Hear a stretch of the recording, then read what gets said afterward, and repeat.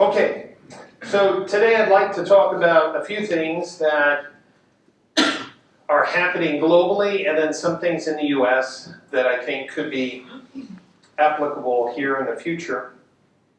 There are some unique things happening in the automotive industry, and in some ways Europe is farther along in certain things from the automotive industry, and in the US. So it's no longer one is considered more advanced or something than the other. Are we still too hot on this mic? Are we getting ringing going on? I don't know if we can turn that down. It just seems a little hot. This is the agenda we have, which includes the famous coffee break, which is very important to all Dutch people. Who has more than 7 cups of coffee a day? 7? You're my friends, thank you. Okay, that's very good. So we're going to have some fun today. I just want to encourage you, if you'd like to keep in connection with what's going on in the US with retailing, I have a new LinkedIn newsletter. If you go to my LinkedIn profile, connect with me, or if you want to stay secret and not be my friend, which I'm not sure why you wouldn't, there's a new feature in LinkedIn for a newsletter. I have about 8,000 automotive professionals, mostly in the US, but I know that there's great opportunities for us to learn from each other, so please make sure you do that. Today, I'm going to ask for some uncomfortable requests, like you to talk to me, volunteer some information, share what you're thinking. And I know that maybe culturally is not normal, because sometimes people don't want to be embarrassed, or maybe my question isn't a good question. But the only way we're going to learn today is if we're going to learn together, and we have some people from different markets, from the OEM side, from the dealer side, so let's learn together today. My agenda is not to find fault with any party, whether it's an OEM, a dealer holding, a dealer, or a vendor, but to talk about some of the challenges that are clearly happening in the auto industry. I call it the new normal. I've been talking with Paul, obviously, and some of my colleagues here in the EU about changes in the marketplace. This is something that you may be aware of here also, the changes in gas prices. This is just a relative increase in price because obviously we're on a different system. You're selling in liters and we're in gallons, so who knows that conversion. But it's been a big change in your home heating costs. Does anybody, their heating bill at their home? Has anybody just turned off the heat? Say, I'm not paying the bill anymore. Paul did that. It was very freezing last night in his house. He said he was being economically conservative. But how about used car prices here in the Netherlands? Have they gone crazy over the last year? Dealers are like, yeah, this is so good for us. Yeah, this is a great time. Home prices have gone crazy. My wife and I bought a new construction in a development in Florida, and we moved in October of 2020. So we're talking about 18 months ago, and the house has gone up 100%. Yeah. I'm very proud that my wife told me to buy that house. It's a wise one. Yeah, wise move. Of course, saying those things are somewhat silly, right? Because in Holland, you've seen housing prices, but then you say, if I sold the house, where am I going to go? Yeah. Right? Just buy something else that's crazy prices. This is Audi of Lakeland in Florida. This is one of those unique places in the US that during COVID, they didn't believe COVID existed. True. There were also avid Trump supporters in this town.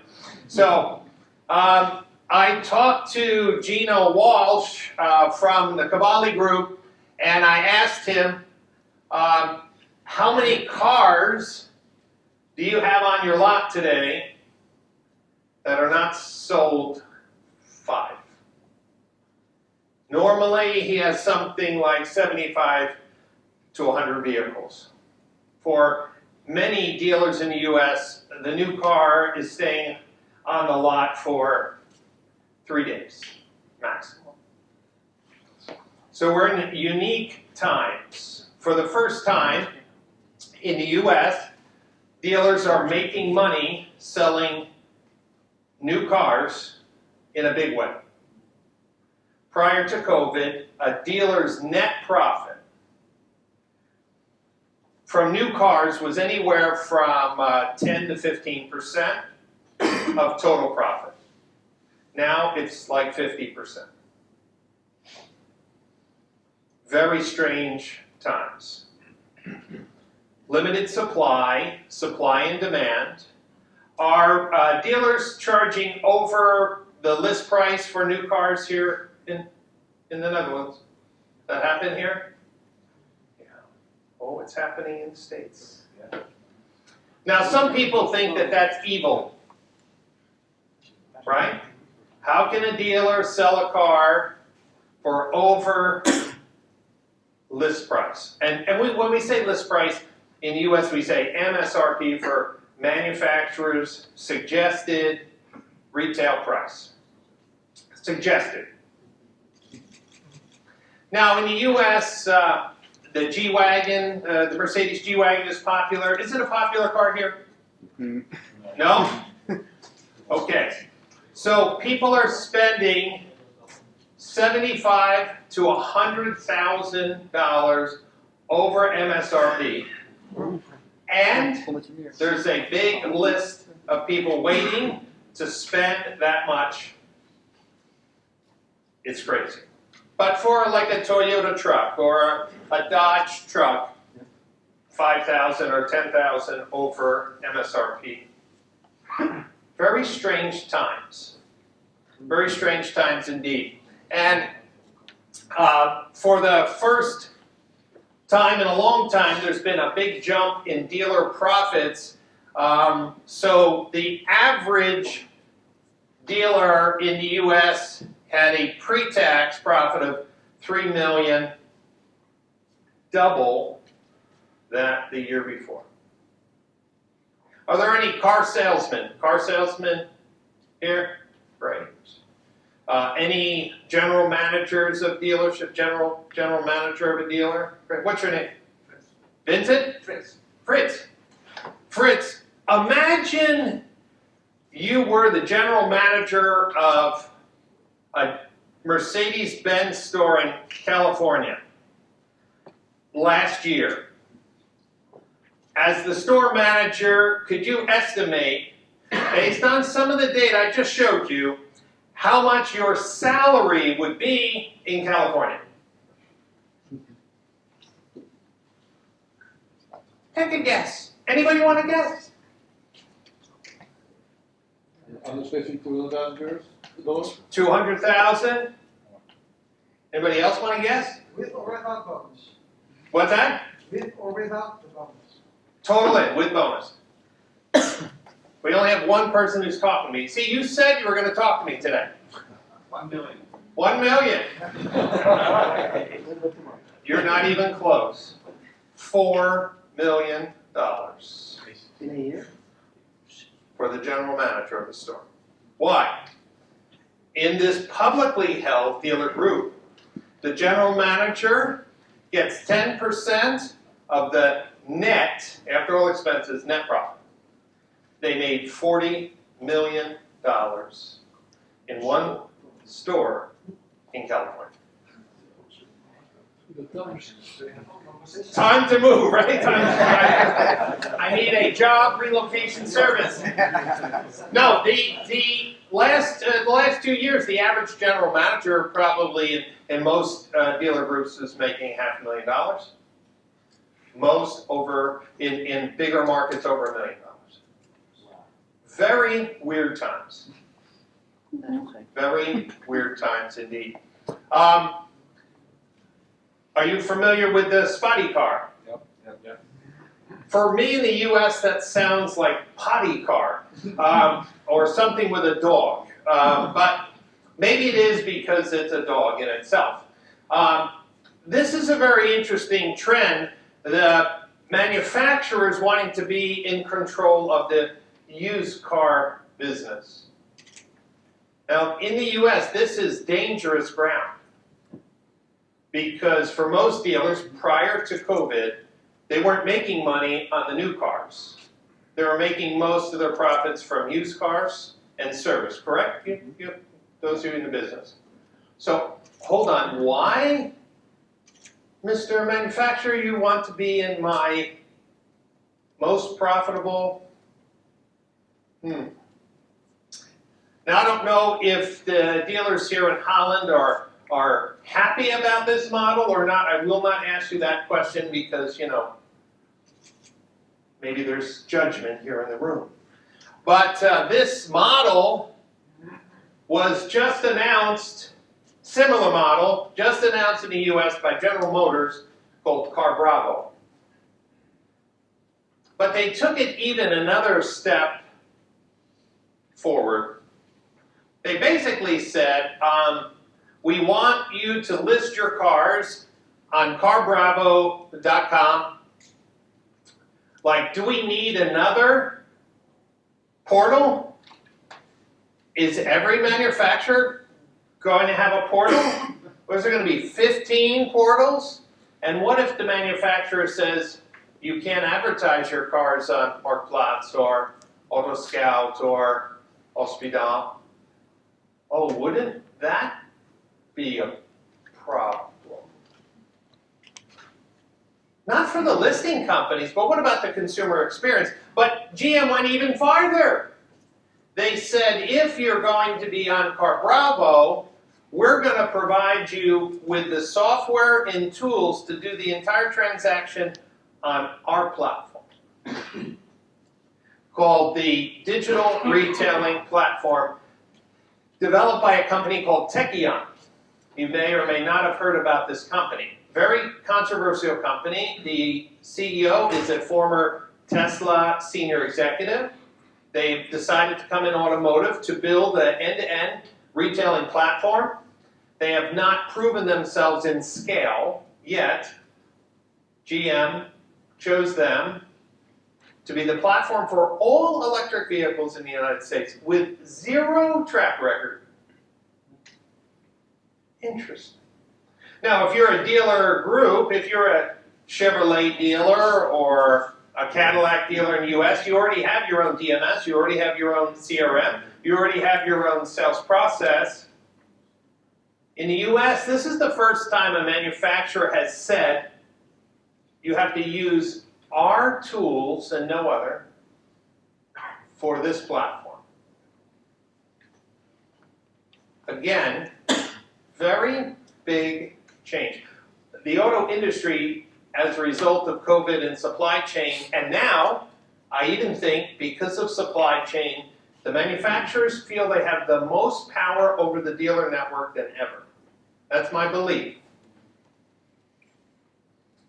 And so today we're going to talk about some of these unique challenges and what we need to do to work closer together to meet the needs of the OEMs and the dealers and the dealer holding groups, because the dealer holding groups have the biggest disadvantage. The dealer holding groups in many ways have tremendous advantage, but if I see the market going in a certain directions, dealer holding groups will lose the most unless the OEMs and the dealers work together to come up with a different solution. You see, this is a problem for a dealer holding group, and in the US we just use the word dealer group, but Lithia, public company, AutoNation, public company, Asbury, public company, with hundreds of stores, with a training process, with a technology platform. Could you imagine if every OEM said, you need to use our end-to-end system, and all of a sudden, you have an integration nightmare.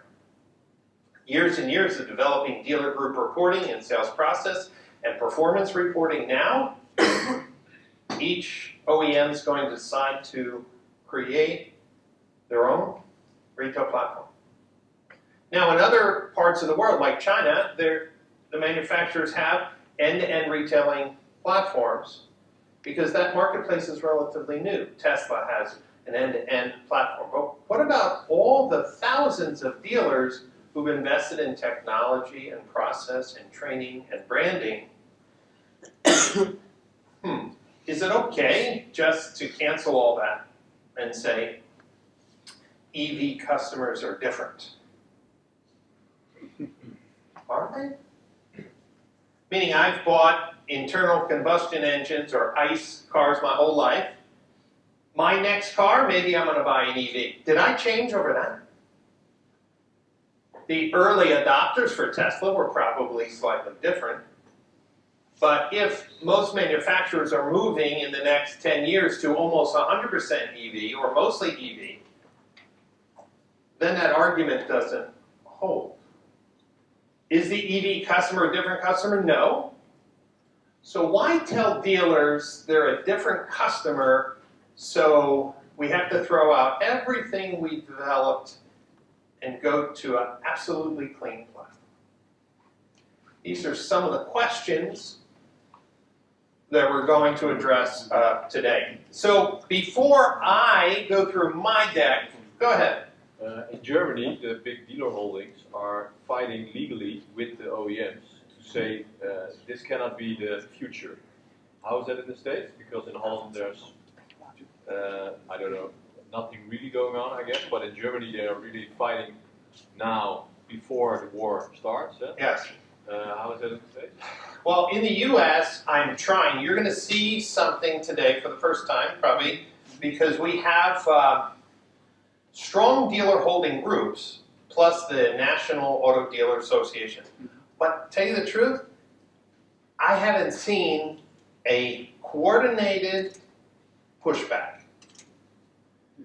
Okay, now, individual states, like Florida, my home state, has very strong dealer laws, and now we're seeing what the OEMs are doing, and now going and getting the laws updated to reflect, for example, over-the-air updates, right? So in Florida, if the OEM is charging the consumer for an over-the-air update software feature, there was no protection that the dealer would share in that revenue. There was nothing on the books. No one ever thought of that before, right? Now the laws are going, in Florida specifically, that the OEM has to share with the dealer that profit center. What I'm concerned about is binary thinking. I hope Germany doesn't take the approach that I'm going to challenge today, which is the dealer says, well, we have laws and we have protections and we're never going to change. I think that there is some compromise. But the question is where does the line stop? And is it a losing game in the end, overall, right? It is a losing game in the end. Why? Let me just, and thank you for raising your hand. Others, watch, he did that. It was okay. He didn't drop. For example, Stellantis. Not one of my favorite manufacturers in the US because of one thing. For 2 or 3 years, they told the dealers, we want you to learn how to sell cars online. And we used to call these tools digital retailing tools. You had CDK, you had Gabagoo, you had CarNow, you had Cox. So let's just say 10 different companies. And Stellantis picked 5 or so companies and said, these are, pick which one you want. And build process, be more transparent, give the customers the buying experience that they want. And things were going great until one day where 3,000 Stellantis dealers got an email. Cancel your digital retailing vendor and sign up for eShop by Carzato. And I was like, who's Carzato? I haven't seen one dealer in the US use Carzato.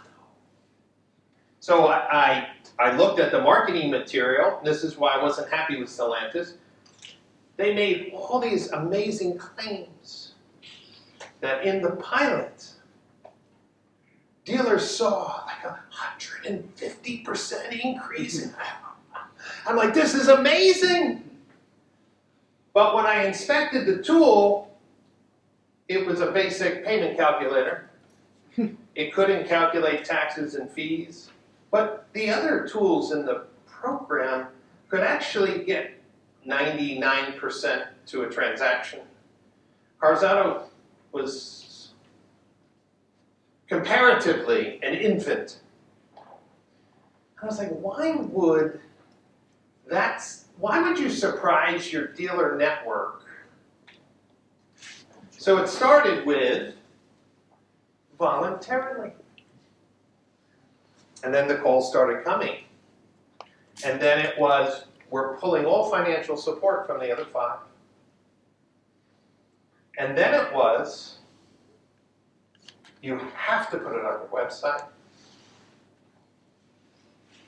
And now, because no one wants to use it, they're giving the dealers $500 for consumer credit if the customer fills out the credit application online using Carzato. Why? Does the manufacturer have to give any money away in this environment? No. They need to pump up the numbers, so it gets even worse. I have dealers who call me up. I got the guy from Carzato. We're going to get more cars in our next delivery if we put it on. So you ask the question, is it inevitable and dealers shouldn't fight? Because in the end, could the manufacturer hold over inventory and things? But when the dealers experience that, you understand trust is broken? The most valuable thing in a manufacturer-franchise relationship is trust. That's why I'm hoping that the dealers don't push back and say, we're never going to change. We have to change. But I'm hoping that the conversation is one where we dance a little to understand each other's perspective, what we need to change, and then find the best way to meet the needs of both groups. So what else do you see as the biggest challenges over the next year or two? Anybody else want to just share a concern that you have? Go ahead. Well, the OEMs try to take over some of your distribution network, which saves a lot of cost. But we want to stay in control, looking at our region, and cities, and customers. So like the agency model. Right. Does anybody not like the agency model? Who doesn't like that agency model? Anyone? Look, no one wants to raise their hand. See, you're afraid. Everyone in this room loves the agency model. Is that what you're telling me? Everyone? All right, one more time. How many people, let me phrase the question differently because you're politically correct culture here. How many people have concerns about the viability of the agency model? Thank you, thank you. There's people still who didn't want to raise their hand to that. Are they filming? Is my boss going to see that? I understand the agency model is a way to reduce costs in the distribution network because maybe EV cars are more expensive and maybe they're trying to keep, this is what the manufacturer's saying, keep the costs more competitive. But the question becomes, at what point does the OEM want you to be their agent, but then also compete with you as a used car dealer? Interesting line. Like, how much permission do we get? What else? So agency model, anything else? Any concerns? You guys are very happy, life is good, we'll finish like in 15 minutes then? Is that? There's no other concerns in this room about our automotive industry in the next 2 years. See, I told you, I asked you to be my friend. I asked you to talk to me. No one wants to talk. Paul, I'm not coming back next year. All right. Let me just mention one other thing, because some people are marketing, and you know that I do a lot of time with marketing.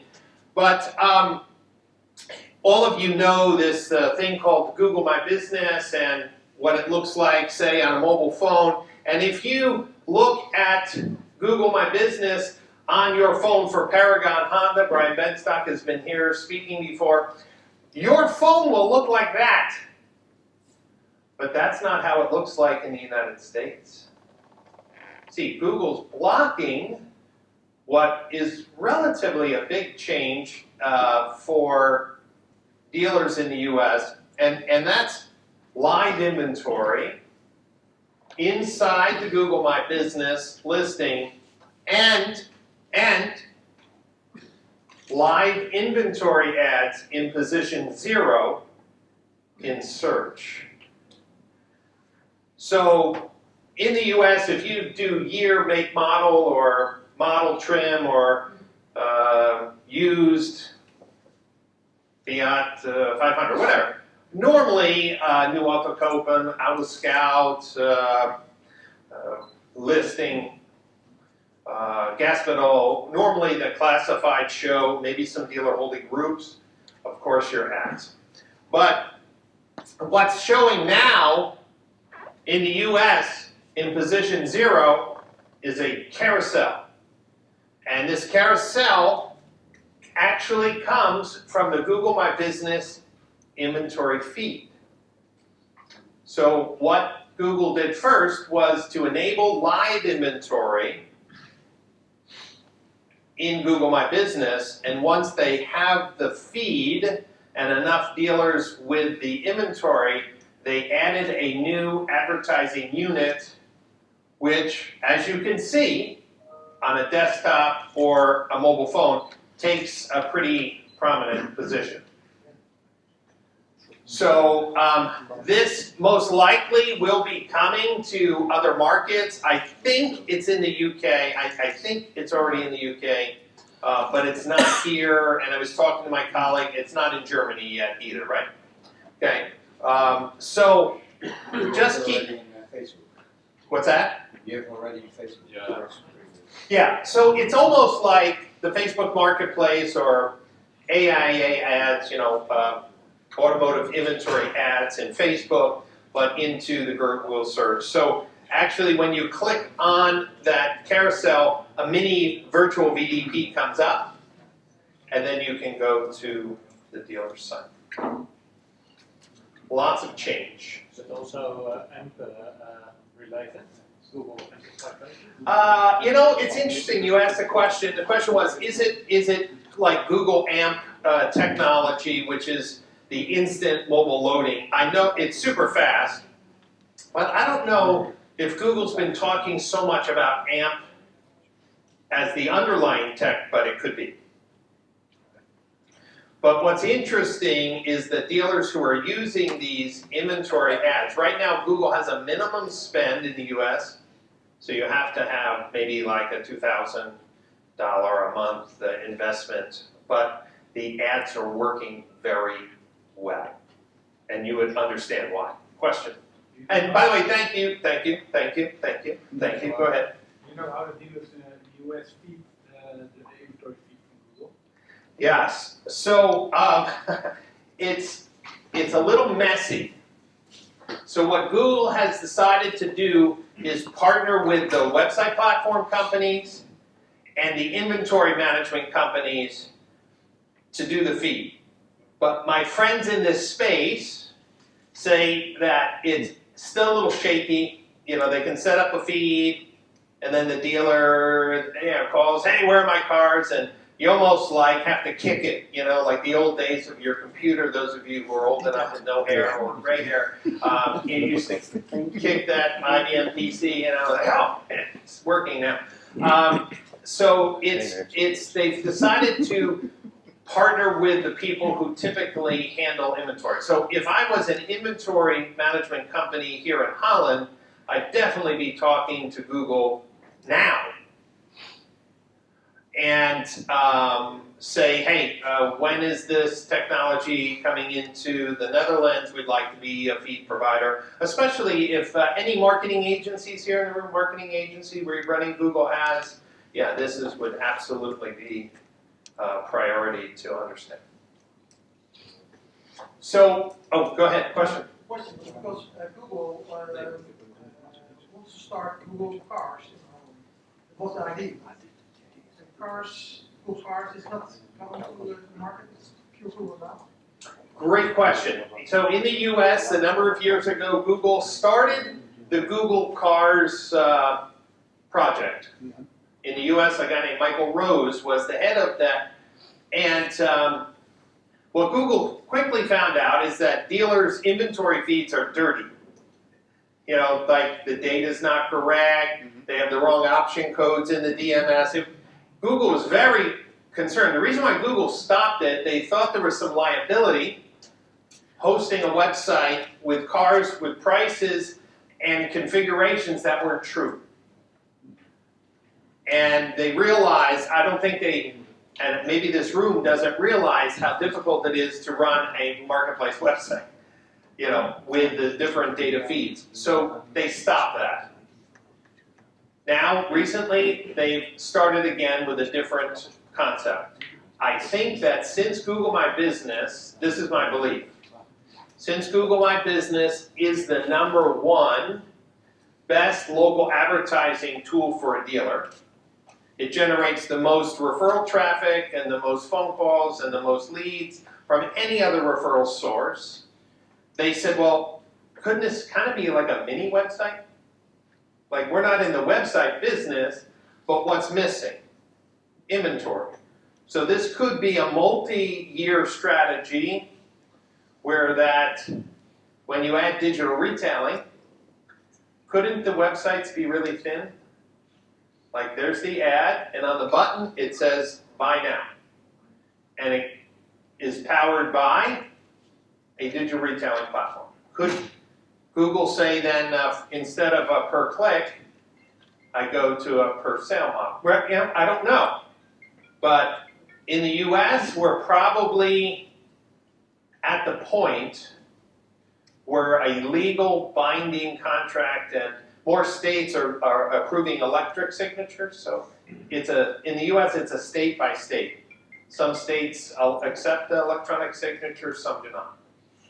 So companies like Carvana, actually, the driver is a legal notary with a pile of papers. Okay? In the future, if more states allow the full e-contracting, then why wouldn't Google eventually, like they do in the hotel and airlines, when you book something through Google, they get that piece of the transaction. Are we moving closer to that? We don't know. But surely Google has the incentive to be in the middle of this massive industry worldwide. There was a question. Go. Yeah, and the Facebook marketplace, that's a little bit the same then in the Google My Business, because you have to add also differently into, if you want to be into the Facebook marketplace. Yeah, so, you know, Facebook marketplace, it is a little different, right, in the sense that consumers are a little bit programmed to go to either a portal or do a local search. I'm not sure. Facebook Marketplace works for our clients, but it's still not a default thinking mode for most consumers. So I think Facebook eventually would love to be more in the automotive sector. They recently created an automotive team in the US for Facebook Autos. Bob Lanham, you can connect with him on LinkedIn. Bob Lanham, Lanham, very nice guy. But we don't know too much more about their plans. Okay. This is really good, Paul. This is like a record. I mean, we got like 6 conversations started today. Right. I feel like a proud father. Right. Yes. Final question. So if I understand correctly, the Google feed, when it's launched in the Netherlands, should be fed by a DMS. So it cannot be scraped or took over from a classified website or whatsoever. it looks like it's coming from the inventory, the people who in the US feed the websites, it's not scraped. Okay? And I just understanding Google's concerns about accurate data, I'm sure they wouldn't want to scrape. Okay. I will tell you the early adopters of these ads were the third party, the marketplace websites, which you may think is a conflict. Are you now friends with the devil? But you'll see Edmunds, Carvana, and others that even Cars.com, we're testing these ad formats to see the cost structure and the actual ROI. So if we're going to admit whether you wanted to raise your hand or not, there are a lot of concerns with the agency model compared to traditional. There's very interesting concerns about OEMs moving into the used car space. There's a lot of concerns. Is every OEM going to create their own used car portal? I mean, there's a lot of questions. And has anybody read this book? No? Okay. Do you guys still read books? I just wanted to check that. I was at a dealer meeting, and I've written 9 books. And I said, how many people really don't read books anymore? And like over half the audience just said, honest, we don't read books. And I was like, thank you for that encouraging news. I like to read when I'm traveling on a plane because life is kind of busy.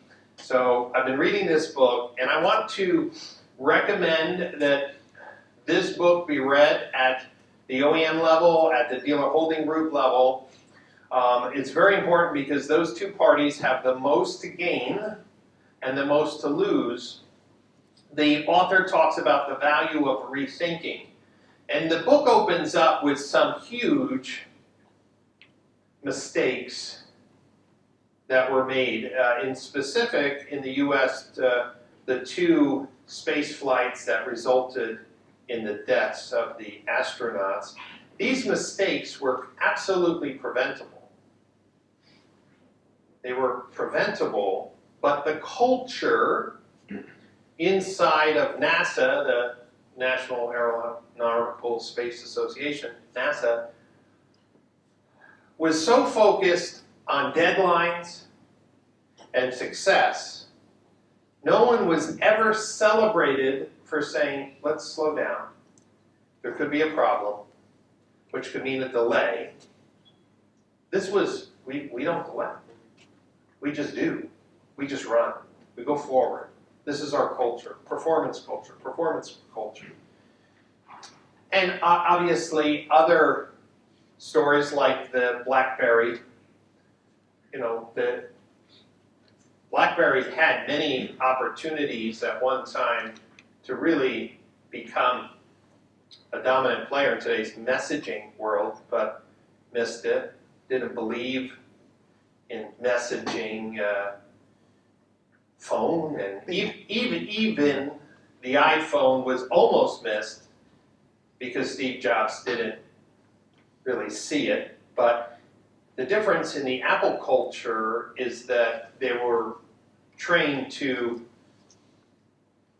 challenge common beliefs based on data. So the author asked the question early on, are you actively open-minded? Does anybody work with people who are closed-minded? Anybody work with people who are closed-minded? Are they sitting next to you? Are they sitting next to you? I see a few hands pointing. If we're going to change automotive retail so that we have a win-win scenario, we have to be actively open-minded. And the author talks about 4 types of people, and the author suggests that the best mindset is that of a scientist. Does anybody come from a science background? You studied science at all? You know what's interesting about people in science? When they get a call from the other side of the world that says, hey, Paul, I know everyone's been following your theory for the last 2 years. You're wrong. A scientist will say, really? Where did I make a mistake? Tell me, show me. A true scientist, what did I miss? That's amazing. Is that true? And a scientist listens because, listen, the only way you could prove that you're actually learning is when you find out you were wrong. Think about that. The only way you can prove that you're learning is when you find out you were wrong. And so the author talks about these personality types. Come on, clicker. Come on. Being able to admit that you're wrong. Honestly, we're all friends here in this room. Does anybody hate being wrong? Just hate it? Come on. Okay. Maybe I will heal you today. Okay? It's not so much about being wrong as how you react to being wrong. And I'm just going to share with you that I was wrong once. Okay, maybe more than once. But remember, I've been in automotive marketing now for 17 years, and I have an agency, and we were following Google's playbook for Google Ads, until the dealer holding group really challenged me in the summer of 2000, in the summer of 2021, last summer. And he said, Brian, I know you're supposed to know everything, but my Google Ads performance year over year continues to decline. My costs go up. Something's wrong. And I said, oh, maybe the campaigns aren't set up properly. I looked at the campaigns, and the campaigns were set up according to what Google suggested.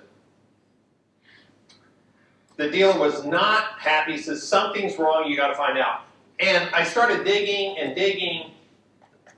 and I was like, wow, I was wrong. More importantly, Google was wrong about automotive in a huge way. The way in which Google, still to this day, teaches agencies to optimize advertising campaigns for auto dealers is wrong. And I documented that, and Paul translated it into Dutch. But it was important for me to admit I was wrong. I had an OEM take me out to dinner, out of the blue. This OEM called me up and said, I want to take you out to dinner. Like, okay. I said, are you going to come to Florida where I live, or do I have to go like into Detroit or something? It's like, no, we'll come to you. I'm like, all right. You know what? Either they're going to kill me or buy me. Neither happened.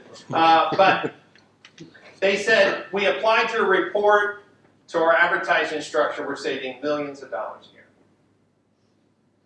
All I got was a steak dinner. You know, I wasn't even like, 10% profit share. But I bring this up is because what I'm seeing is dealer holding groups are thinking binary. They only think of themselves. The OEMs seem to be just thinking about them. And we need to adjust our thinking. The book says there's 4 types of people. Let's just take a minute to read that. I'm not a believer in reading slides. But there are 4 types of people. People who love to criticize the flaws of an idea. They're the prosecutor. I'm sure there are none of the politicians in Holland. These are the people who just move with the trends. White is good today. Oh no, it's black. Yes, black is better today. No, it's blue. Blue, that's the direction of the company. We're going blue. Or preacher, how dare you challenge what we've been doing for the last 20 years. You don't challenge it. It's like challenging the Bible. Don't do it. And what's interesting is that we can think of people in our organization right now. Did you think of somebody when I said always critical of a new idea? Does anybody work with what Dutch people don't criticize? Okay, great. There were some Germans in the room. Okay, great. Prosecutor. Somebody's afraid to bring up an idea because the mindset is if I bring up a new idea, I'm going to get... So like, for example, when GM came out with this was out of the blue. The dealers didn't even get any warning on this. I had to stop myself from being a prosecutor and look at the framework. So for a small dealer who's not very advanced with technology, single point, they only own one GM store, they don't own any other stores, this could be a very reasonable solution. Well, hold on, I don't have to really worry about marketing my used cars, my OEM's going to do that. And then other people like, hold on, this whole side tells me I have to change my technology in the store. I have to use 2 sales processes, 2 different screens, depending if I sell a used GM or other. The question, when you're confronted with a new idea, should really be why does, and you fill in the blank, why does Stellantis want to do the used car? Why does GM want to do car broker? Why do the OEMs want to move to an agency model? See, we have to stop and just saying it was never done that way. And we have to ask the right questions. Now, the politician, now this is a little close to the US as a joke, but I'm going to try to explain the joke. This is the slide that General Motors showed to dealers after the previous slide. Now, the joke is the titles should have been reversed. On the left, where it says what it is, should be on the right. Now, if you've been in marketing meetings, do you understand most marketing people are disconnected from the politics? They just are told to make a marketing deck, sell this thing. Now, for years, GM dealers had a button on their website called Shop, Click, Drive, which still to this day is a basic payment calculator. It's not a retailing tool. GM dealers in generally hate it. They don't want it on the website, but GM requires. So GM shows this very advanced, notice this, sales, contracting, this is a true retailing platform. You could even say, on paper, the most advanced retailing platform in the United States, if this happens. Now let's go to this slide. It's not, so let's fix that. Okay, it's not a replacement for Shop, Click, and Drive. No one wants to use Shop, Click, and Drive. Everyone says it was horrible. This absolutely will be a replacement for Shop, Click, Drive. How about this? We are not selling directly to the customer. Hold on, you're going to have a national website that you own and you market to and you control, and you just showed me that the consumer can go there and do the whole thing. You're not selling direct to the consumer? This is the politician mode. Dealers are afraid about the OEM stepping over the line. Great, make a slide and just lie to them. Just lie to them. This is not selling direct to the customer. No, I did see. No, it's not that. Don't look there. OEMs here in the room, don't insult the intelligence of dealers. This is a joke slide. this should never have been presented in the dealer meeting, because what it just says, everything I just told you, you should have complete concern about its truthfulness. What's the preacher? In the US, we have franchise laws. The courts will protect us. But the truth of the matter is, franchise dealers make compromises all the time.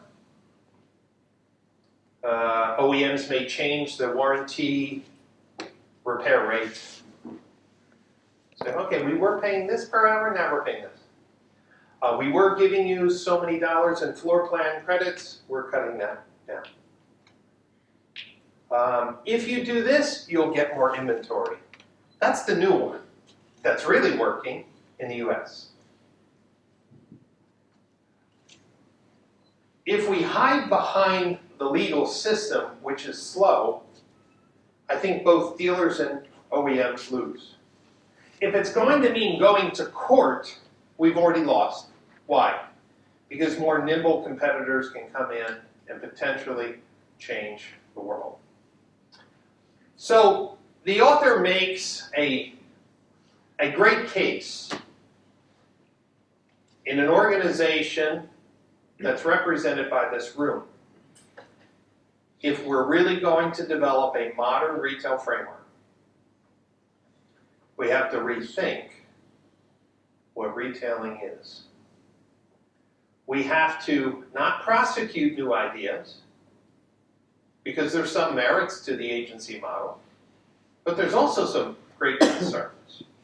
There's some merit to going to one price, and you should know that in the US we are not a one price market. But Ford and General Motors said all EVs will be sold at one price. Overnight. Boom. EV customers are different. They don't want to negotiate. Oh, really? What happened to that? So, for today's presentation, I'm just going to ask you, can you be a scientist for a few hours? It's okay for you to be wrong. If the goal is how could we together, maybe just one thing from today to bring back to your OEM meeting, to bring back to your dealer holding group, where could the middle ground be?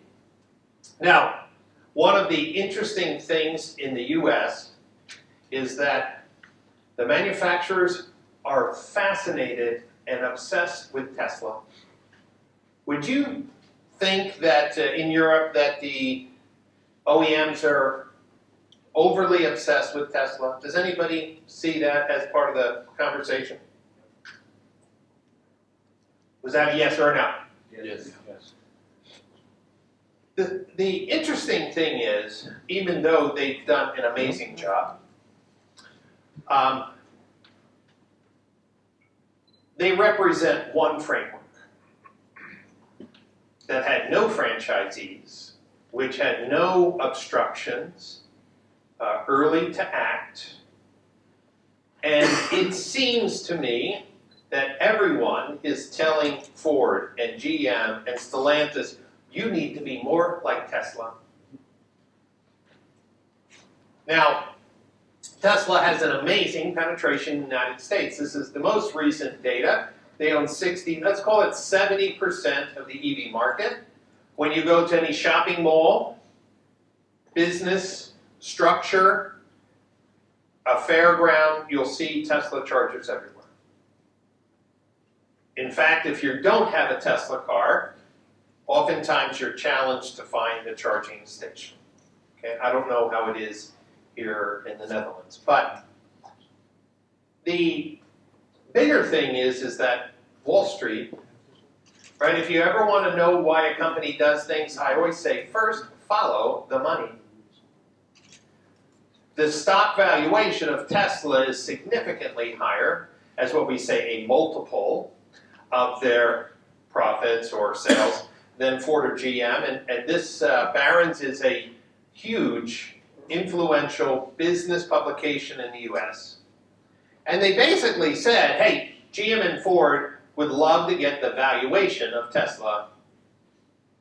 So when we're a dealer and we hear the agency model, okay, when we hear we need to reduce costs in the distribution network, when we hear that our costs for EV vehicles are much higher and we need to stay market competitive, really behind the scenes is they would love to be able to break out their internal combustion engines division and their EV. The EV then would get maybe more of a multiple like Tesla, and their stockholders, their shareholders would be happy. But in the US, Ford decided to do a soft breakup. They said we're going to have two business units. One company, still Ford. We're going to have the traditional engines and now the EV. But what was very interesting is that Ford said all EV cars will be sold at one price. You will be receiving one commission like an agent model. No other details on how the trades would be handled, whose banks would be used, would the dealers still be able to sell their finance and insurance products? And I don't know if dealers are in shock or they feel they have less bargaining power, but it's a weird calm. They're like, well, we don't have any details. And I'm like, well, that's the whole point. How can we evolve? I know that Stellantis canceled the contracts of all Stellantis dealers in the EU, correct? And if you're a Stellantis dealer and you were chosen to come back home, you still don't know what your commission percentage is going to be. What? A year and a half later? We broke up? And then you want us to be coming back to you, but we don't know how much money we're going to... Broken trust creates wars. Broken trust creates wars. And is it because the OEM say, well, we really can't tell the dealers what it's going to be like, they're going to revolt? Well, hell, they're going to revolt anyway if you treat them in ways which challenges the trust for the bond. COVID accelerated a lot of things. The supply chain accelerated a lot of things. Now in Europe, which has been very common for some brands to build to order, now the OEMs in the US are saying we might go to a build to order model. I talked to some industry veterans, and they laugh at that. I'm like, why? Well, they said if Ford and General Motors do build to order, and Toyota and Kia and Hyundai continue their normal, and the Toyota dealers, the Hyundai dealers, the Kia dealers have 200, 300 cars on the lot, and the Ford and General Motors dealers have few. The minute they start losing market share, they're going to go back to pushing cars. But then, what about the agency model? In the past, when they pushed cars, the OEM put the burden of responsibility on the dealer. The dealer owned those cars. In the agency model, how are the OEMs going to motivate their dealer network to sell more when they get one fee? How are they going to motivate competitive conquest down to a regional markets? Oh, well, our dealers used to do that. If we don't talk about these realistic things, I was told today that, is it in Sweden, Paul? Mercedes-Benz in Sweden, and when you go to the national site, Mercedes-Benz in Sweden will buy the used vehicle, do the trade-in as part of the purchase process of a new car. I'm like, what? You mean now the OEM is intercepting your client's trade, which you were making 3, 4, 5,000 euros on the trade.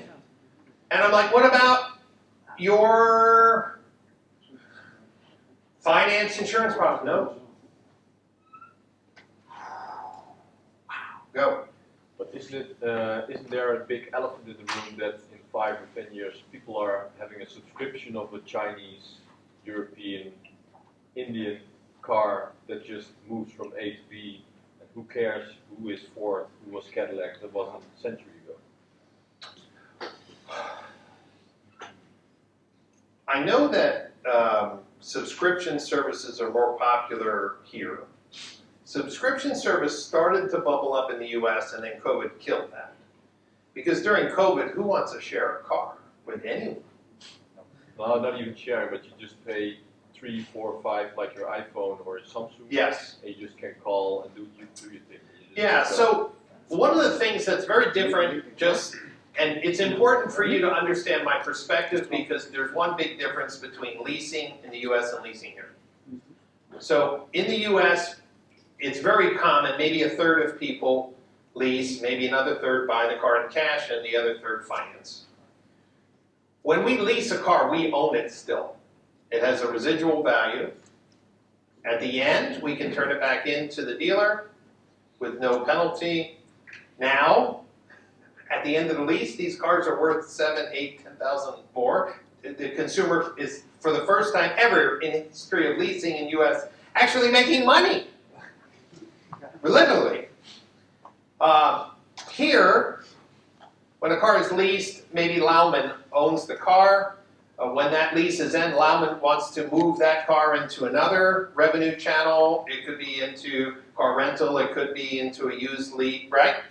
So it's a very different model. So for dealer holding groups in Holland, having subscription just adds to the ability to utilize that asset for as long as possible.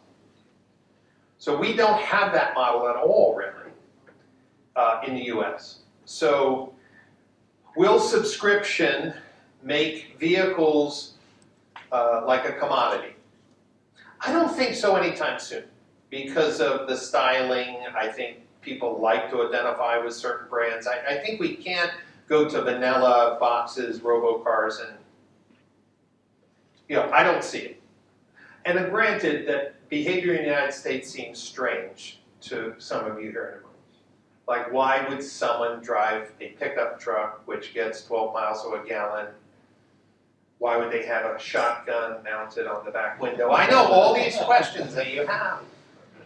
You're going to the supermarket with a shotgun. Oh, are prices that bad?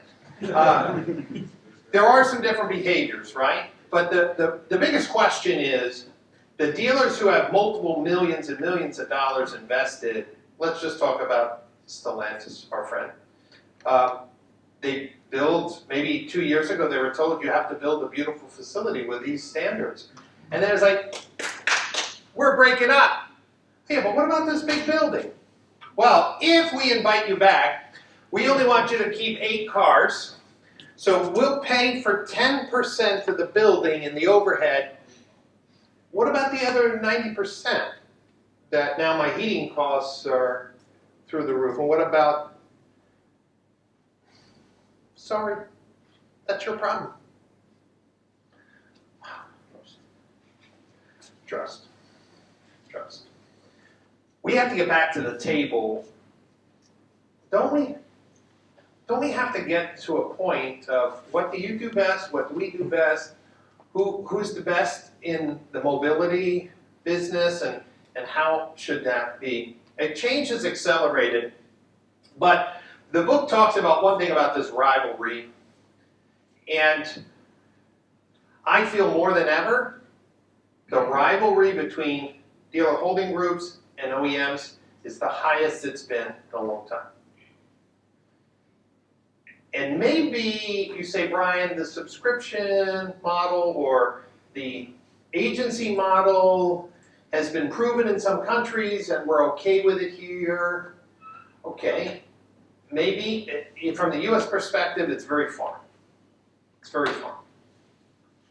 So how do we get a middle ground?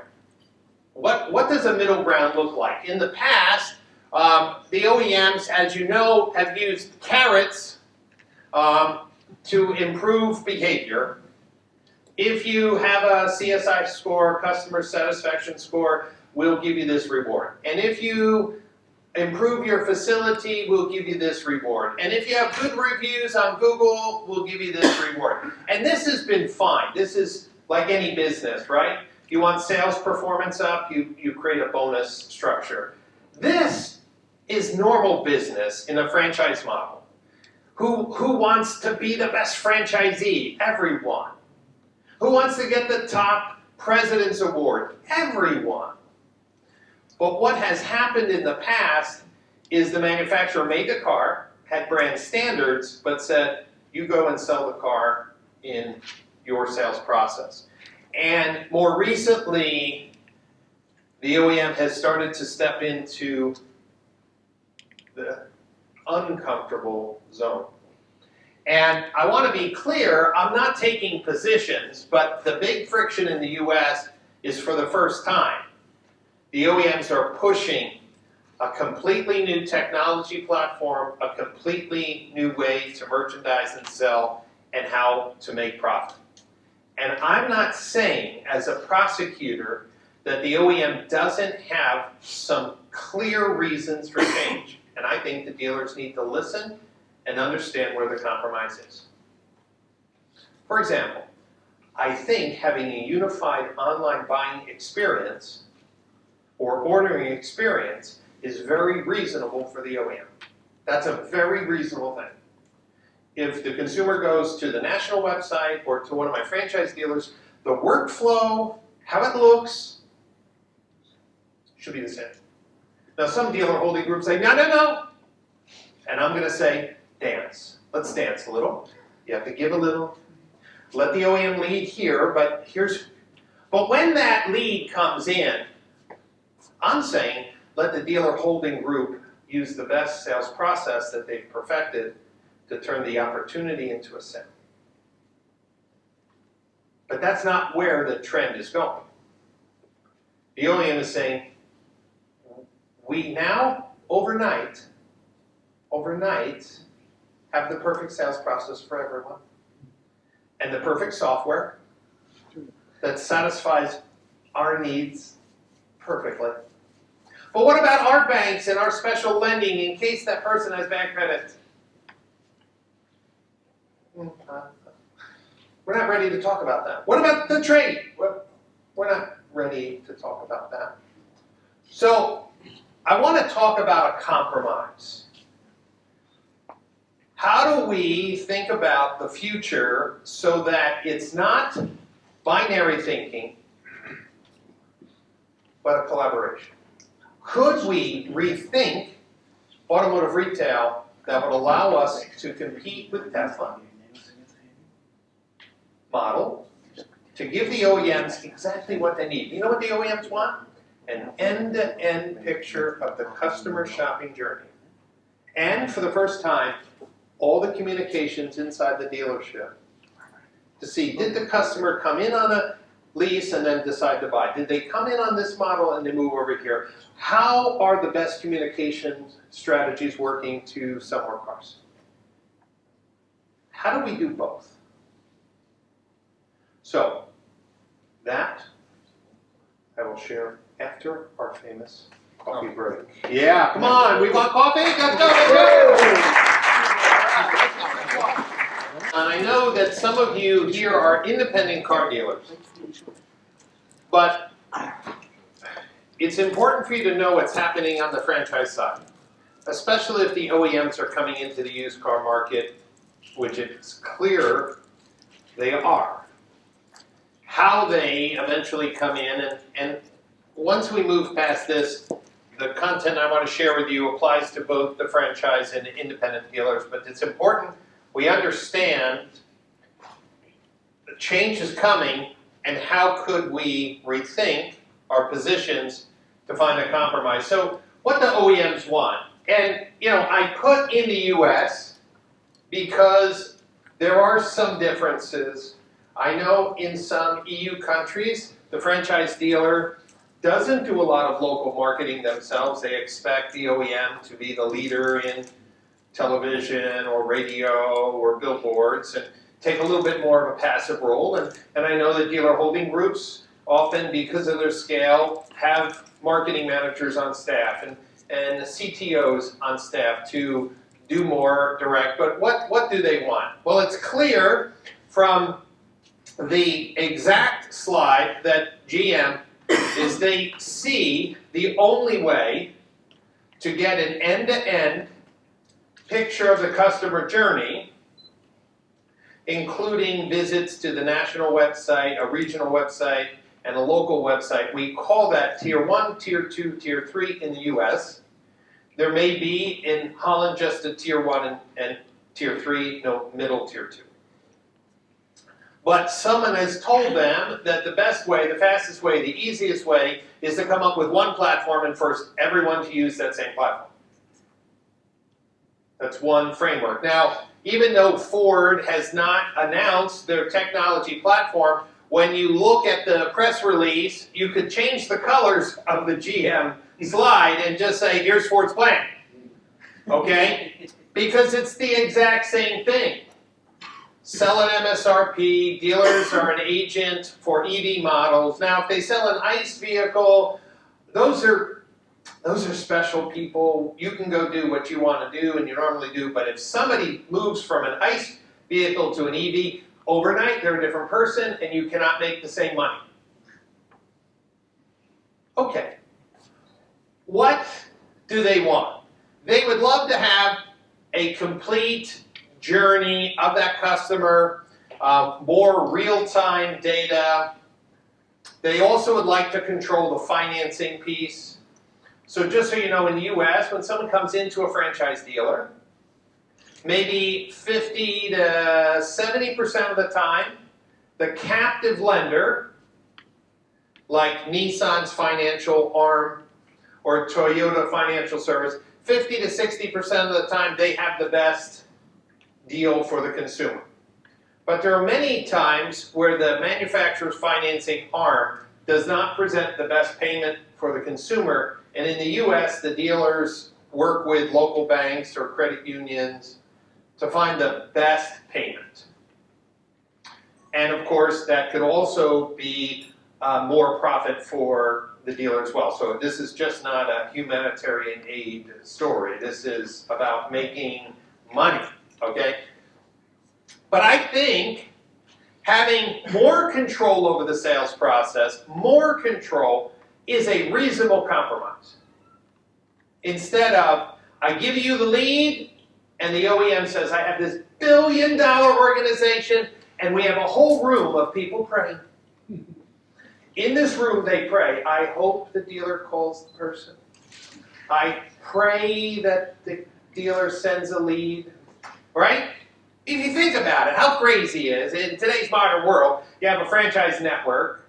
Do you imagine McDonald's if it was the car business? McDonald's like, hey, we want to lower labor costs, so we have these kiosks. And the dealer said, nope, not going to use those kiosks. We're going to build our own. You're going to build your own kiosk? Yes, I'm going to hire a guy. No. McDonald's says you're going to use this kiosk because at any second I know how many hamburgers are on the grill and how many hamburgers sold. But that has not been the tradition, at least in the US. But McDonald's has real-time reporting on the health of their franchise network by the second. But in the franchise model, they'll know how many cars got ordered or how many cars are on the lot, but there's these huge gaps in what the customer did. And I don't think this is a bad ask. What do dealers want? Again, this is from my conversations with auto dealers in the US. Freedom to sell the car in a way that matches their culture and brand standards, right? And brand standards. BMW has brand standards. Audi has brand. Okay, within that framework, I'm going to serve the customer. I'm just going to say the way in which our individual store or brand group Okay, so this is a big one. The ability to present finance and insurance products that the dealer can make money from and that is best for the customer. And the ability to select a technology platform that helps them serve the customer better. For example, if you are the Lauman organization where you both have the importer and the retail stores, or if you think of any of the largest dealer holding groups, they have a lot of customer data, a lot of ability to customize the initial presentation if the data is at their fingertips. If the manufacturer just says this is the platform you're going to use, and to say, well, we need to tie in our data, no. Doesn't that create a broken sales experience? And here's the bottom one. The ability to prove that we're valuable to the OEM. OEM, when things are tough, the dealers will take extra cars and sell them. When we're losing market share, the dealers will unite. But if you're just a delivery center, do you strip the passion away from your largest lever in the local market to sell cars? And what about the vendors? How many people are in the vendor community here? They're selling software products. 1, 2, 3. You're afraid to raise your hands. It's okay. It's a safe place. What do the vendors want? I think they want to create products that fill gaps that perform the best. I was hard, maybe this earlier in my first session, on the eShop from Stellantis. You may have picked up on that. I'm not in the business of retailing software. You know what I'm in the business of? Helping dealers be successful.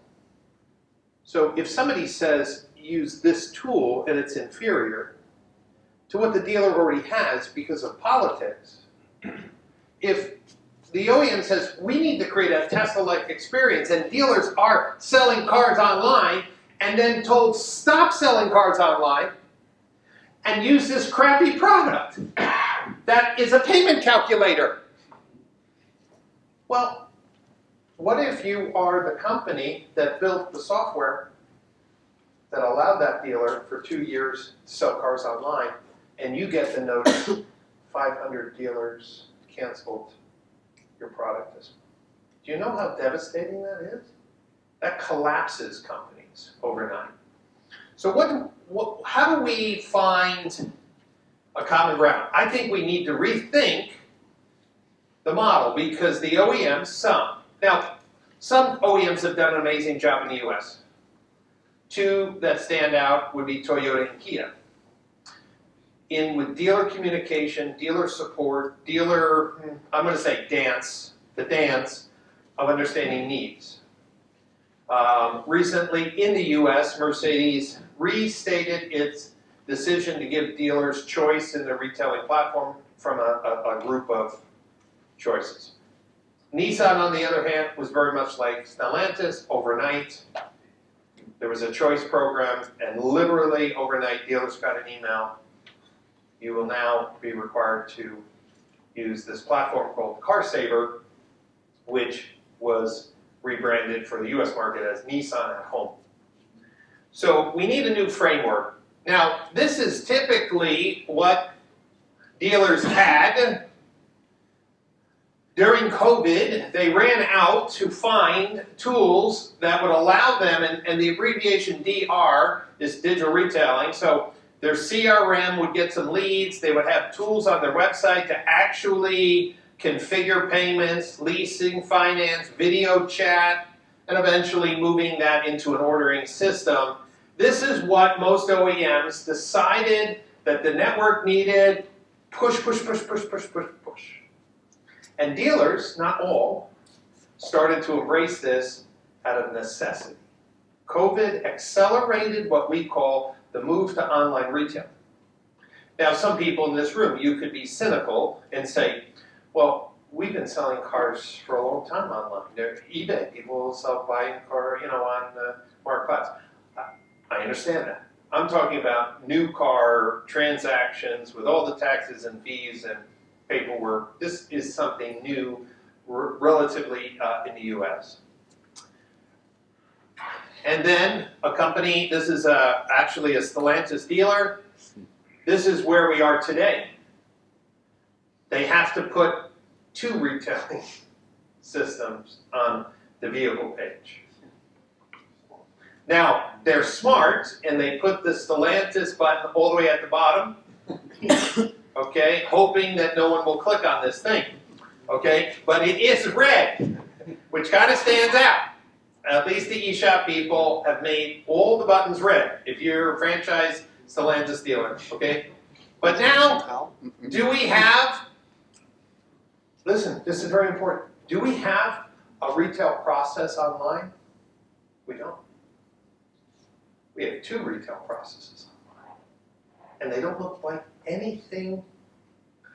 The one on the top is what we call conversational commerce. We're going to talk about that today. The bottom one is a configurator of sort to get close to, but it's not contracting, and it basically is a lead gen tool. The top one is 99% to the transaction because, as I mentioned, this wet signature, we call it wet signature when someone has to be in the dealership or physically sign a paper versus digital signature. What I believe the future is, and for the dealer holding groups here, you may not like this, but I have to figure out how to meet the needs of both parties. I think the future in the US is that Stellantis' next move is only our tool. And they will do that through financial incentives. Incentives. Now they can be negative or positive incentives depending on where your decision. But I think now, actually, I'm going to say, a year ago I wouldn't have taken this position. But still, the majority of transactions in the United States are happening in the showroom. The tools today, this is my belief, and still next year and the year after, for most people, will be showing them the affordability of that vehicle for their personal credits and rating, but they will still transact in the showroom. But the payment in their mind will be very close to exactly what happens, or if not exact. With that in mind, I'm willing, and by the way, I presented this framework at NADA, and I will start traveling around the US to build consensus. But that means for a dealer holding group, they lose control of the sales process. Because if BMW has one process and then Stellantis has another, Nissan another, right? A dealer holding group, they're going to have to support many different retailing platforms. And I don't think we have time to waste, because the longer the binary mindset continues, the more likely it's going to happen. Let me say that again. The longer the binary mindset of Ford and GM, and maybe some others here in Europe, continues, it may be a no way out, which means we could run into tremendous pain. And eventually, I think we're going to get to what I'm going to show you. But it's going to be painful for the OEMs and painful for the dealers, and it will end up being in court. As some of you had mentioned that, the retailers are doing it. See, what I believe is that in addition to that red button, and you all know this now, I'm not telling you because you know Paul, your website generates phone calls and leads. It's not just the red button. It could be schedule a test drive, it could be I have questions, it could be a chat or a text. So the dealer website will be still sending some type of leads into the dealer CRM and following, say, Paul's excellent sales process. But the OEMs are going to mandate hey, if they go to stellantis.nl or they go to a dealer holding group website or a single Stellantis dealer, they'll see the red button. The red button will be the same. What I'm trying to tell the dealers is that for a good amount of time, the majority of transaction for years ahead will still happen in the showroom for sure. So what if we said, I'm not going to fight that, because what Stellantis is going to do is send me a lead. And that's where I draw the line. That's your franchise website, look and feel. You want to have the same tool on tier 1, tier 3? Okay. Because you are a retailer and you want a consistent user experience, I can get that. But what we really need is a independent interchange. And what this does in real time, now this is not happening today because everyone's been competing in a binary mindset, is that once the lead comes in, so let's use Van Mosel, right? Dealer holding group Van Mosel, right? Is that the correct name? Anybody from Van Mosel? Okay. Good looking gentleman there. He even asked the question. Let's say Van Mosel makes a retailing system. So if you go into a Van Mosel store, they're greeted, they have the tools in one screen, and we call that one person selling, right? Let's just say, because the larger dealer holding groups in the US have built basically one person selling tools where they can sit in front of the customer, shows the screen, walks through the options, it's collaborative. What no one thought is, well, while they're using the tool that the dealer wants to use, why couldn't it update the OEM's tool in real time? Because here's the thought. Does Stellantis care what it looks like in the showroom? Why would they care what it looked like? The sales associate is doing the work, maybe with the customer, maybe not. They just want that real-time data. The lead came in, and as soon as you email that customer, Stellantis knows an email was sent. Once you call the customer, oh, a call was made. Hey, the person came in the showroom, real time. Okay, in the showroom, we started off with this lease, and then they decided to buy cash. And then they went back to these, and all these updates that are going on in the retailing system in real time get sent up. At the end, what happens?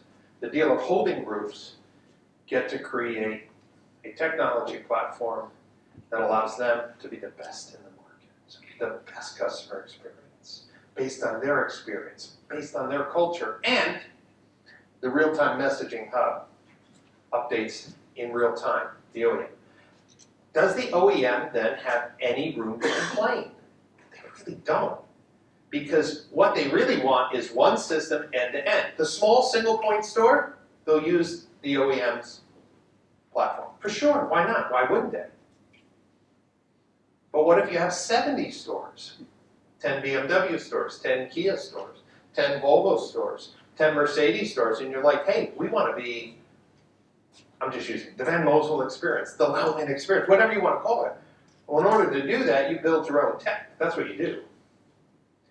What I'm suggesting is that this framework allows dealer groups to get what they want.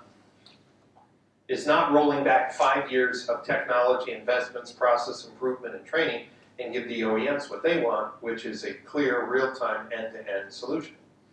It's a bigger problem in the US because people like Lithia have spent millions of dollars to brand Lithia Driveway. That's their simple way to buy a car at any Lithia store. Asbury Automotive Group, click link. Any Asbury store would make it easy to buy a car, just do click link. Asbury decided to use a company called Gubagoo. It's a weird name, but in Canada they have a lot of strange people in that country, so they just call it Gubagoo. Gubagoo. Could you imagine that branding meeting? Hey, what do we call it? And he goes, booger, oh, Gubagoo, yeah, like that. So,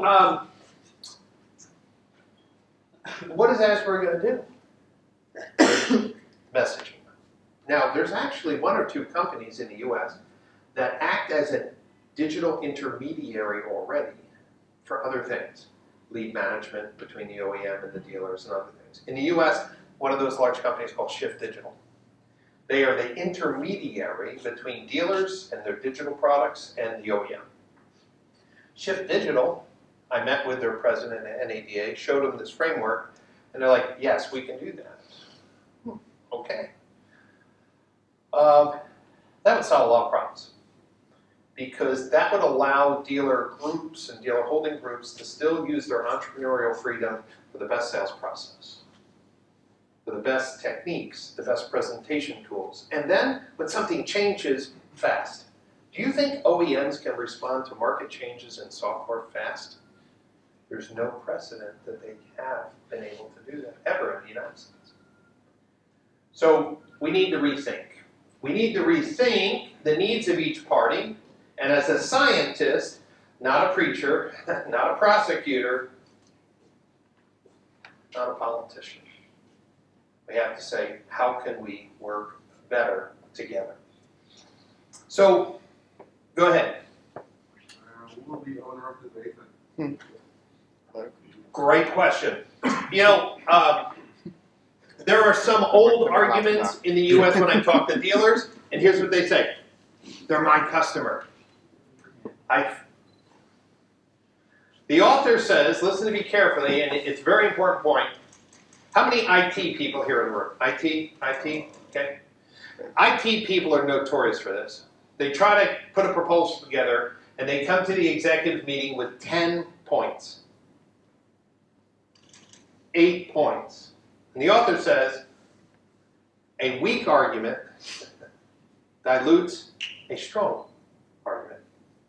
A weak argument added to a list really dilutes a stronger argument. This idea of who owns the customer is a silly customer question. With telematics today, you know, when someone buys a car, the OEM has the record of who owns that car. They have the telematics data. It's a shared customer. Yes, maybe the customer bought a brand because they like BMW, but yes, they bought a BMW because the excellence of the local sales franchisee. But this idea of who owns the data isn't really the responsibility. It's a wasted argument. The question is who communicates with the customer and how? Where are the best communication strategies? When is communication from the OEM appropriate? When is a communication from the local dealer or dealer holding group? But what I believe is that the data path, right, is a shared data path, meaning the dealer knows where the customer came in the ecosystem and the records get updated. So that's why you saw the arrows going both directions. It has to be a bi-directional API. So that if the customer goes on the national site, starts something, it becomes a lead. They go to the local dealer, does more. But for some reason goes back to the national site. We want to capture that, right? So that's why this messaging hub has to be bi-directional APIs. Application program interface, basically the way that people communicate. Now, what can we do now in general? Whether you're an independent or a franchise dealer, I want to talk about how do we prepare for change, because what happens in the Netherlands or Belgium, what happens in Europe and US will always be on slightly different paths. But there's some universal things that I want to share with you, and then we can get on to our evening. Maybe a cold beer. Paul, are we serving any beer here today? Damn. Okay. Now, again, I apologize because in the US, we're a little bit in shock about some recent decisions where you maybe have not looked at this as shock, but selling a car at an absolute fixed price with no negotiation. Some dealer holding groups have that as a brand promise, but for 90% of the dealers, it's always the game. Now, that is why in the US, online sales have been so slow to change. Because without a selling price, you can't do an online retailing transaction, correct? I have less of a problem with one price.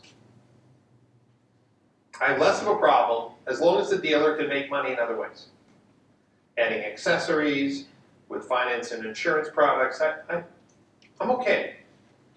But if this is happening and they're going to be fixed profit margins on that new car set, not variable. And again, we don't know how long that will last.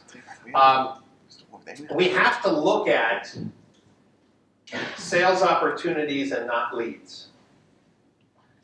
And this is going to be a big mind shift because OEMs really measure dealers on leads, lead response time, and Paul's whole business is about leads.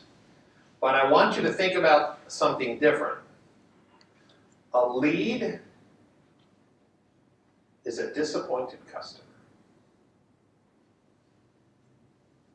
The number of your leads is absolutely proportional to the number of people you've aggravated. I know it's not how you think, and it's the framework which you, but remember the book says, to rethink. When someone says, get today's price, and it's a button, and they click that button and a form pops up, they were hoping to get today's price.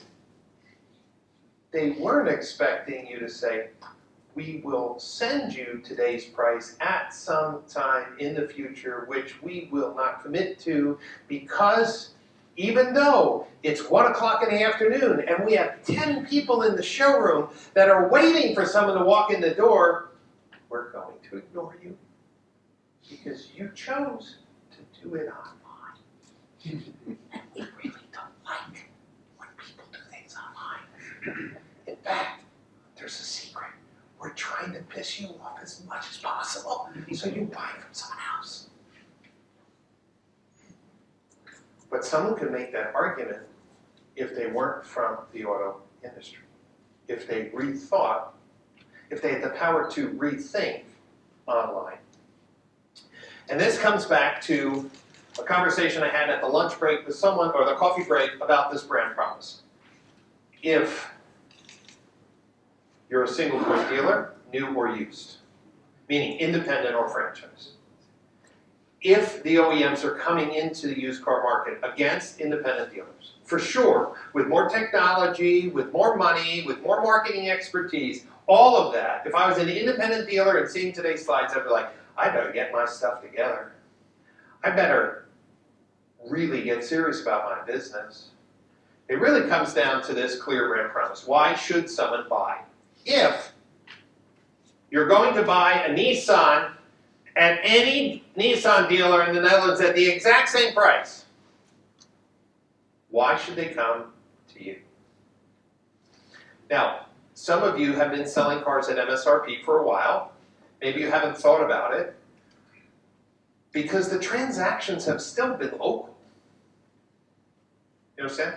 The transactions have still been in your dealership. What happens when these end-to-end retailing platforms make it possible for someone who's near your dealership, but the other dealer has the better brand promise and clear brand promise, and they start buying from them? The people that just you thought had to walk in because you are the local dealer, it goes into that why buy. You've heard this before. You maybe even read Simon Sinek's book, and if you haven't, you should.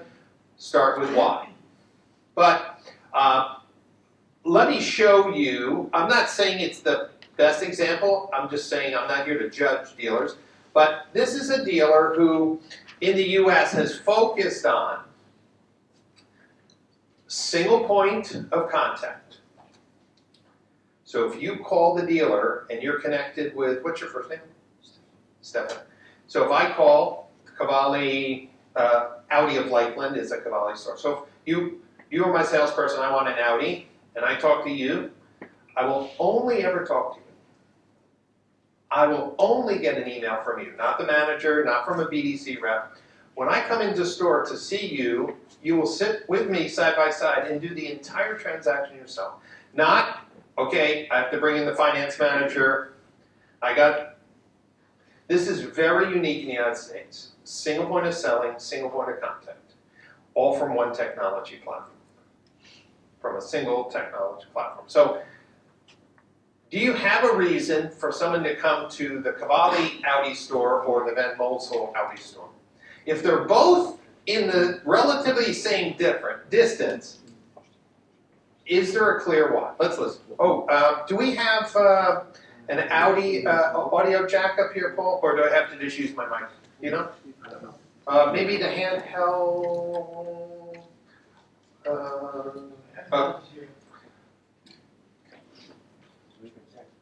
Yeah, but I don't have the output. Yeah, so let's just put the handheld over here to the speaker. It should be working at the HDMI, right? But it may have to be controlled at the crest. Oh, you know why? Hold on. You're right. Sorry. Let's go to the speaker output. Oh, here it is. Sorry. Whoa. Okay, Paul, turn that mic off. I do not want any feedback. All right, let's see. Can we get it? The Cavalli Auto Group has put the fun back into car buying with a fast, upfront, and nice buying process. It's the transparent, time-efficient vehicle purchasing experience that you've been waiting for. Our Cavalli Way and single point of contact sales process is custom fit to the way you want to purchase a vehicle, whether it's online. On inquiring about your new vehicle, either online or in-store, one of our sales team members will reach out, make contact, and guide you through the entire sales process, from start to finish. Introduce your car of interest and help you through the next steps. So the Cavalli Way sales process, the way that it works is that you work with one person the entire process. So it's completely transparent, it's upfront.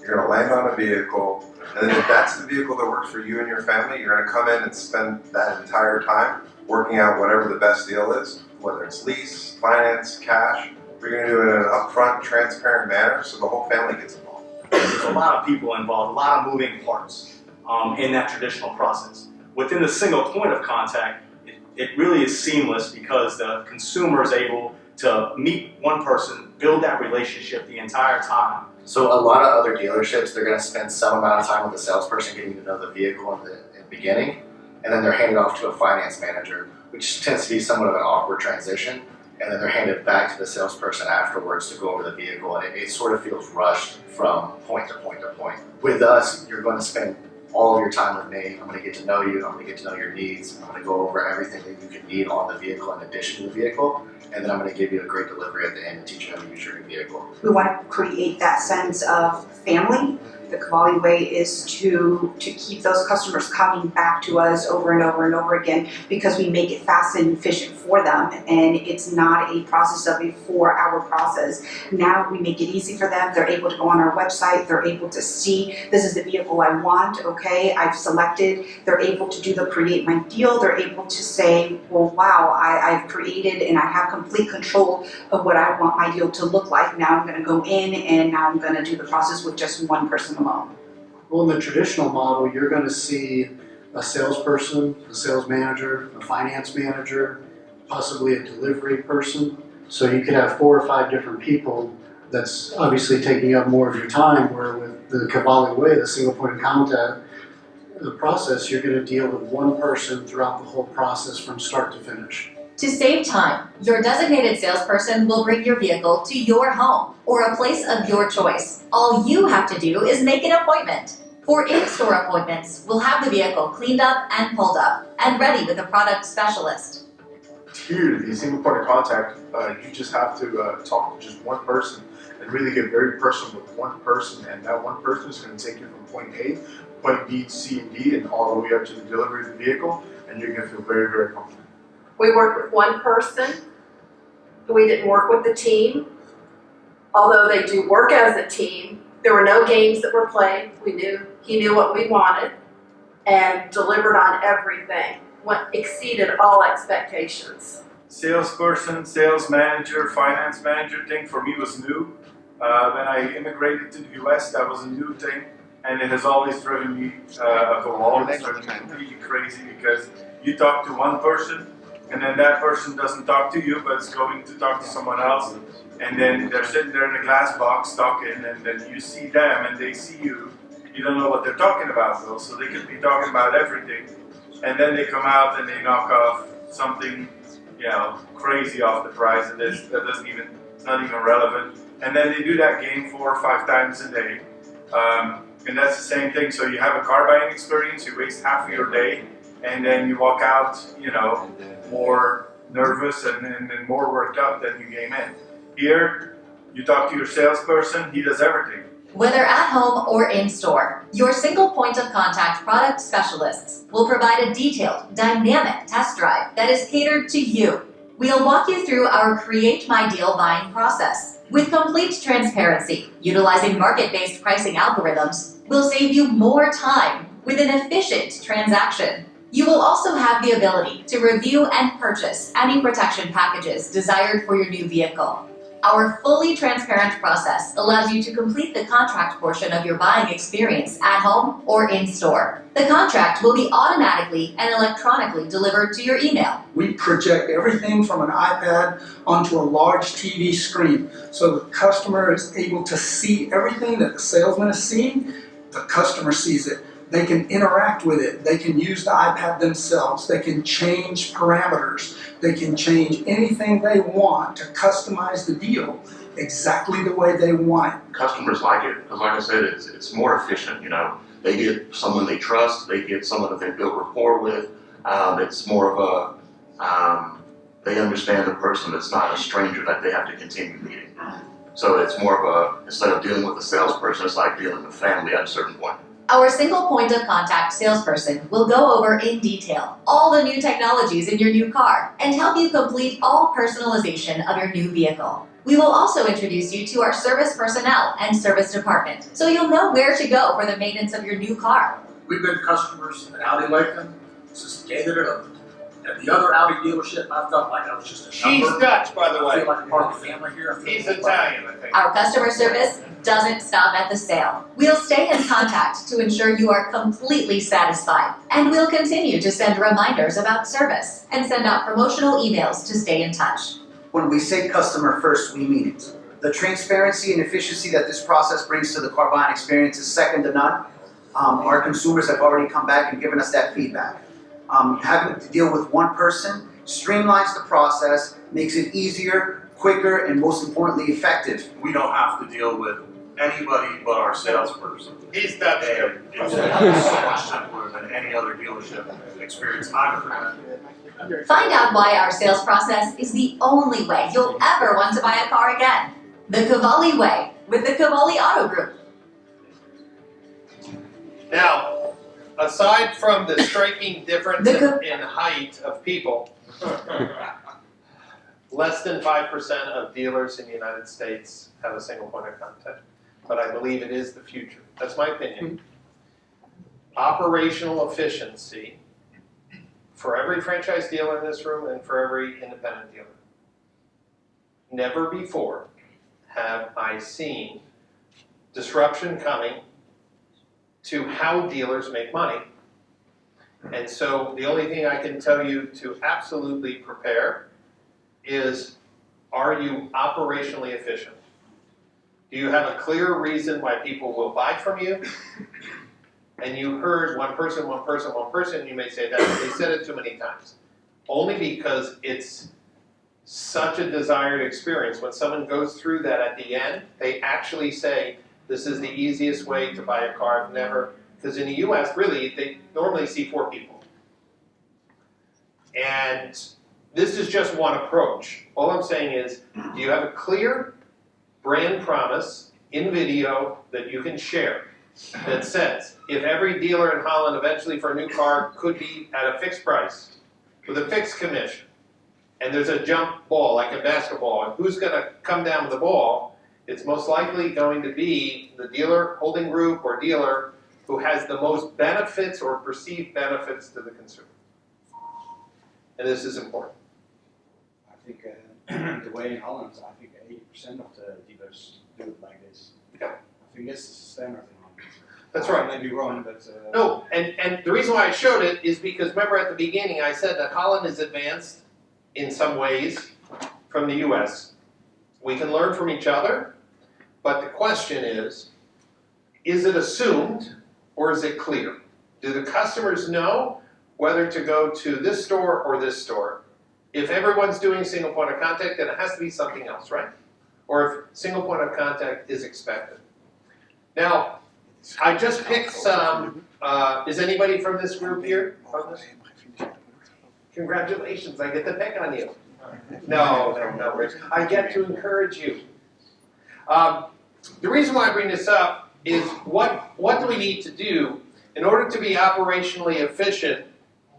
We should know the answer to this question. Do we have a clear online process that's prioritized visually and supported by good process? So when I look at this page, the website is kind of a red themed website. Okay, red theme, you see the red in the logo, the red in the buttons. In a design test over and over again, if you have multiple choices, which they have there, the color violator would be your primary action. In this particular case, I would rather see the primary call to action button green. It tests every time as a positive mental thing, and if your whole website is red, like a Toyota dealer, for example, typically red themed, at least in the US, all Toyota dealer websites are primarily in a red color palette. So the question is, what's the most important thing? Is it, am I interested? Experience this car digitally, which I do not, remember this was translated, right? I use the Google Translate, so I don't know. I experience this car digitally. Whatever the translation is, it's vague to me. What's my car worth? That's absolutely an important thing in the US, right? It is one of the biggest questions that a consumer has. So the question is, and I'm not asking for an answer, I'm just saying, when a consumer falls in love with that car, what do you think their next step is?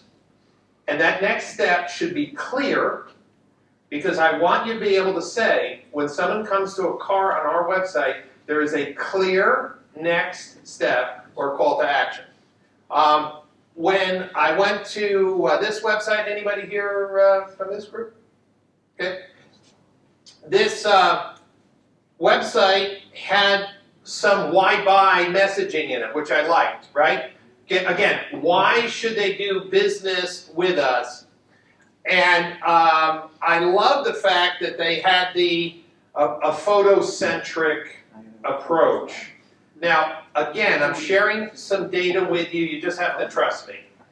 The more investment you make on photos, the faster your cars will sell. Every single time. And if you allow your customers in a 360 spin experience, the engagement goes up significantly, especially if your spin technology has notes where you can actually annotate on a used car. Independent dealers here, listen, there's a little scratch or a bump, you can allow those notes to be part of the spin record. And this website was very simple, meaning the call to action were very limited and clear what to do. It's green. And then Van Mosel, a small dealer, I think they only have one store. This one puzzles me. Just because someone's big doesn't mean they're right all the time. My first guess here, wrong. What do I want a consumer to do? Well, I'm not really sure, because every button is pretty much yellow. But more importantly, take a test drive is big and first. Now, I don't have the data, so remember, we're scientists. This is not Brian's opinion. I'm interested and buy online. Okay? Apply for financing is slightly different. And then the trade, which I like in the EU, that the license plate is very simple. And then go do the check. All right, that's the what's the car's worth. Now the question is, based on all these buttons and data, it's really important to find out what consumers choose the most. That should be aligned with your highest converting or engaged action. And I want that to be the color violator, and I want it to be green. You say, well, it's not our brand colors. Okay, get over yourself, okay? Because billions of dollars in research have been tested about color violators. And more importantly, my question is test drive the best first primary call to action? I don't know. How many people who visit your website book a test drive as their first step? I would challenge that. The data says to me, I think I would want them to start exploring the buy online, like what is this car going to cost? Or I'm not sure what interested is, but hold on, I'm going to show you. As big as this group is, which I've not been to a Van Mossel store. Folks, who's here from Van Mossel? There has to be. Oh, I know you. What's your name? Rob. Rob? Great. Rob, let me ask you a question. If I walked into any Van Mossel store and I wanted to buy a car, and maybe there's a reception desk and I said, I want to buy a car, would they sit me down on a chair and say, someone will help you within a half hour? No. What would they do? They will help you immediately. Immediately. Okay. What if I told you I could double the number of sales opportunities for Van Mossel in 30 days? Would the Van Mossel team want to get twice as many leads, twice as many in 30 days? And then, for the rest of the year, would they want that?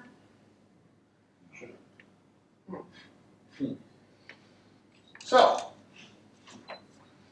let's click on some of these buttons because there are people, I was just told by my friend over there that if I walked in the store, someone would help me. Meaning, there are people waiting to sell cars. Okay. So I'm not sure what the consumer, what you really want the consumer to do. I see a buy for price. I maybe want to show them maybe what the payments are, if it's a lease or finance, whatever. Maybe move that, what's my car worth? Understand, I don't understand all the cultural details in Holland with the transaction. I know what I would do in the US, okay? Which would be, let me see what I can buy this car for, meaning the payments, the digital retailing, the trade-in number 2. And for many of the tools, the digital retailing includes the trade because it's part of the calculation. So, real-time retailing. What if we decided to serve, not chase? So, Van Mossel just told me if I walked in, they would not give me a clipboard and say, fill out this form, and sometime I'll get back to you. They wouldn't do that. But here's this car. I'm in love with this car. So I see there's call to actions. Hey, if I want to test drive, no one's here to help you right now. 0. No. Fill out this form. Includes your birth certificate, photos of your grandparents, and your recent holiday photos, please. We want to make sure that we'll recognize you. I'm interested. I'm joking now, right? Van Mossel says, I'm not interested in talking with you.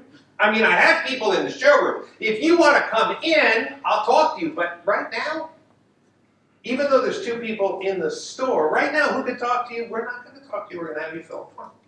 Because when we get back to you, you're going to be onto something else, and then we'll go to voicemail, and then we'll play tag. And buy online, we're not telling you anything about this part. We're not going to tell you what buy online means.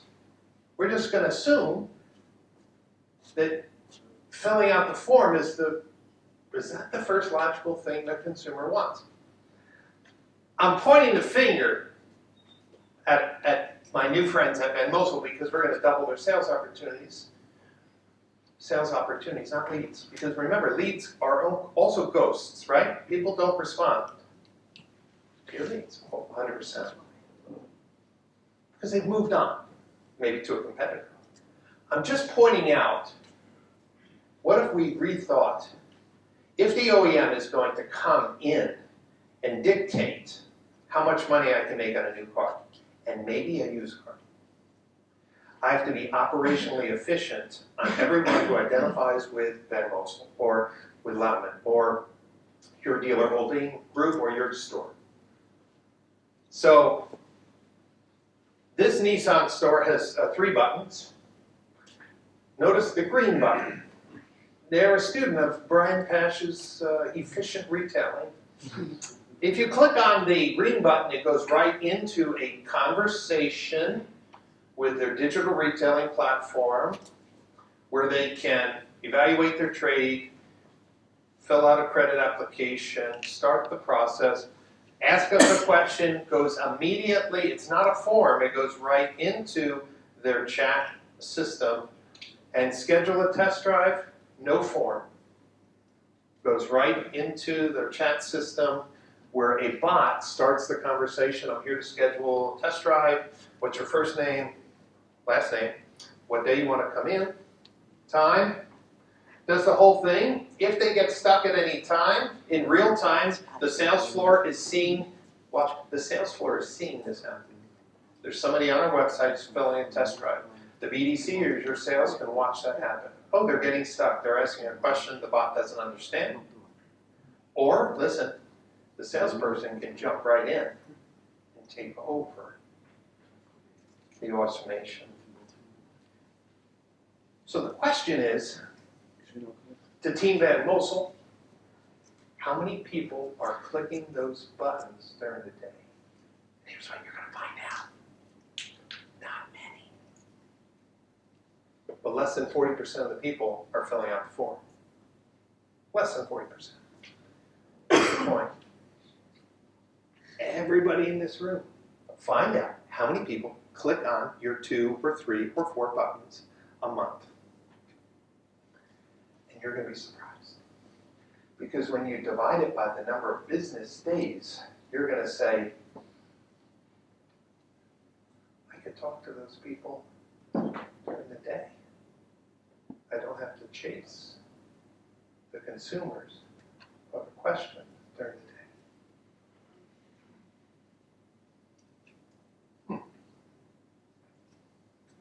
This is another dealer, a client of mine. New client. Notice the green button. All the other buttons, I believe, should be the same color. So that the primary color. This, again, is this is Gabagoo. The previous one is a company called CarNow. That's the digital retailing. The 10-second trade value is truly 10-second trade. They type in, pops up with a little form, and they can type in 2014 Ford Explorer XLT, and we'll say how many miles and condition and instant market price. It's truly 10 seconds. In real time. They don't have to wait for someone to get back to them. Conversation, get eat price. Now, I am not a fan of get eat price. I'm just saying what they're doing. Free credit score, not a fan of that either because the green button does it, but this store manager loves leads. The question is, do we want leads or do we want to have sales conversations? The more tools you put on your website that pop up forms, I'm just saying, count the number of leads. That's the number of people you've disappointed times 3. Because some of you have forms that less than 20% are filling out.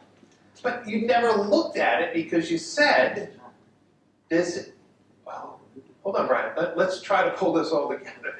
You mean the OEMs are coming in on price and profit and sales process, which is going to make us more like delivery centers and maybe even come into my used car business. So I need to stand out and be operationally efficient and sell twice as many cars as my nearest competitors because I'm not filling out forms during normal business hours.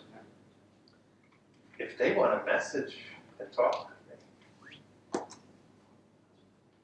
I'll meet them right there and right now.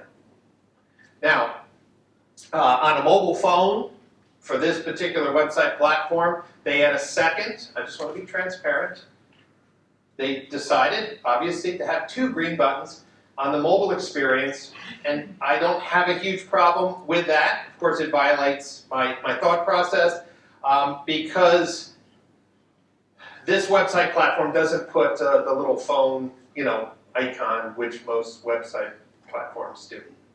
Okay. Now, this is what their search results page looks like. Look how, nice and clean, but you notice, watch, they have an online sales process. Because if they're looking at cars, there's one green button. Here's what the green button says. Explore payments. In the US, again, your culture can be different. That's the #1 question. Okay, I see the price of the car, but what is that going to be as a lease, or what is that going to be as a finance? So the question, do you have an online sales process? Now, this is that Honda dealer in February. I always like to have real data. And they send into Google Analytics something called an event. I just want you to think of it as a click on something. And if you look in the entire month of February, and this dealer is in Florida, and car dealers are open in Florida on Sunday. So you have 28 days, for example, in February. Get price was clicked uniquely by 335 people, and schedule a test drive was clicked by 291 people. Okay, and 195 people engaged with that green button, which was explore payments. Okay. Now, when we look at the VDP, the vehicle detail page, just the one car, again, 250 people clicked on the Get e-price button. I'm just using this so you understand that there's actual way for you to know how many people are clicking on each button, which is getting the highest engagement, so you can prioritize what the buttons do. Now, they used to do what Venmo did. Every single button popped up a form. But when you changed the culture, now it takes time at the store to use the right technology, so when someone's starting a conversation, the entire sales team gets a message, or the BDC gets a message, someone's on the website working, and the salesperson can jump in, right? So it's not one person with a phone's responsibility. This is, the technology exists today that whether how large you are or small you are, you can, someone's on your website and clicks a button and you start the chat process, which can start as automation. Hey, I'm here to schedule a test drive for. Hey, I'm here to get you a trade-in. Look at this is a recent change. I want to show you real time. Their chat platform is called Gabagoo. That's that Canadian platform. They used to have 92 chat leads, meaning somebody given their name, phone number, email address. 132. In January and February, we started to turn more buttons over, right? We had to do it slowly. They're going to have, in March, over 200. Listen, watch what I'm calling them. Sales opportunities. I'm not calling them leads. You're going to call them leads. But you know what I get? I get people who are on your website in real time who want to have a conversation, who had a question. And you popped up before them, and I'm saying that's, And by May, I think they'll have over 400 with no change in marketing, change in rethinking. So here's my question. Will you staff your virtual showroom? We'll sort of like insight what's the conversion on to sale. That's right. And it's the highest source of all. So, okay, so the leads went up and the sales as well. That's right. Because think about this. You still need a sales process, don't get me wrong, because you're going to get leads from from Mark Platts, from Auto Scout, or Hospital, or from the OEM. But what about you? Maybe you are an agent model because that's the way it is, and you say that's the way it is. But then how do you be the best agent? How do you make the most money? If you count leads, that means you're passive. In my mind, you're not entrepreneurial. Hey, I'm just going to deal with whatever comes in. But in this model, this dealer's sales opportunities, real discussions with consumers have doubled with only one change. Why would we continue to use a method that chases people after they've already left our website when we could have in normal business? Now, in the US, we have the chat companies that do after-hours engagement, okay? Are they as great as salespeople? No, okay? But do you understand? Our move in the US is to go to formless websites.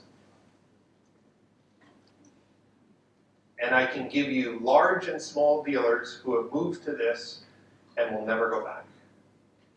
You still need an internet lead follow-up process because people are making some commitments in the messaging and maybe they don't show up and maybe you have to call. Or you get your leads from third parties. I'm not saying you don't need a lead follow-up process. I'm saying with all the changes, my message to the dealers are you need to be operationally efficient. If 4,000 people a month, I'm just picking a low number, the average dealer in the United States, probably 30,000 people come to their website a month. And they're happy with getting, I'm just using a number, I get 150 leads a month for my website. And I'm saying those 150 leads are the people who push through your crappy process. But there was another 300 plus people that did come to your website with a question and decided that they didn't want to do business that way and you didn't give them. The dealer can say, well, Brian, they probably called. Probably. That's not a business model. Probably. When you have a multi-million-dollar floor plan or dealer holding group. So, in addition to that benefit of leads, you also reduce labor. Because you're no longer chasing people after they've moved on. One other interesting thought process is what technology here in Holland maybe is something similar. Now, the examples, I asked Paul, who is doing something like this in Holland? I don't know too much about this company, but make an appointment with a planning assistant. Now, for most of you, a service appointment, right, is a form. This is what it looks like with what I would say conversational commerce.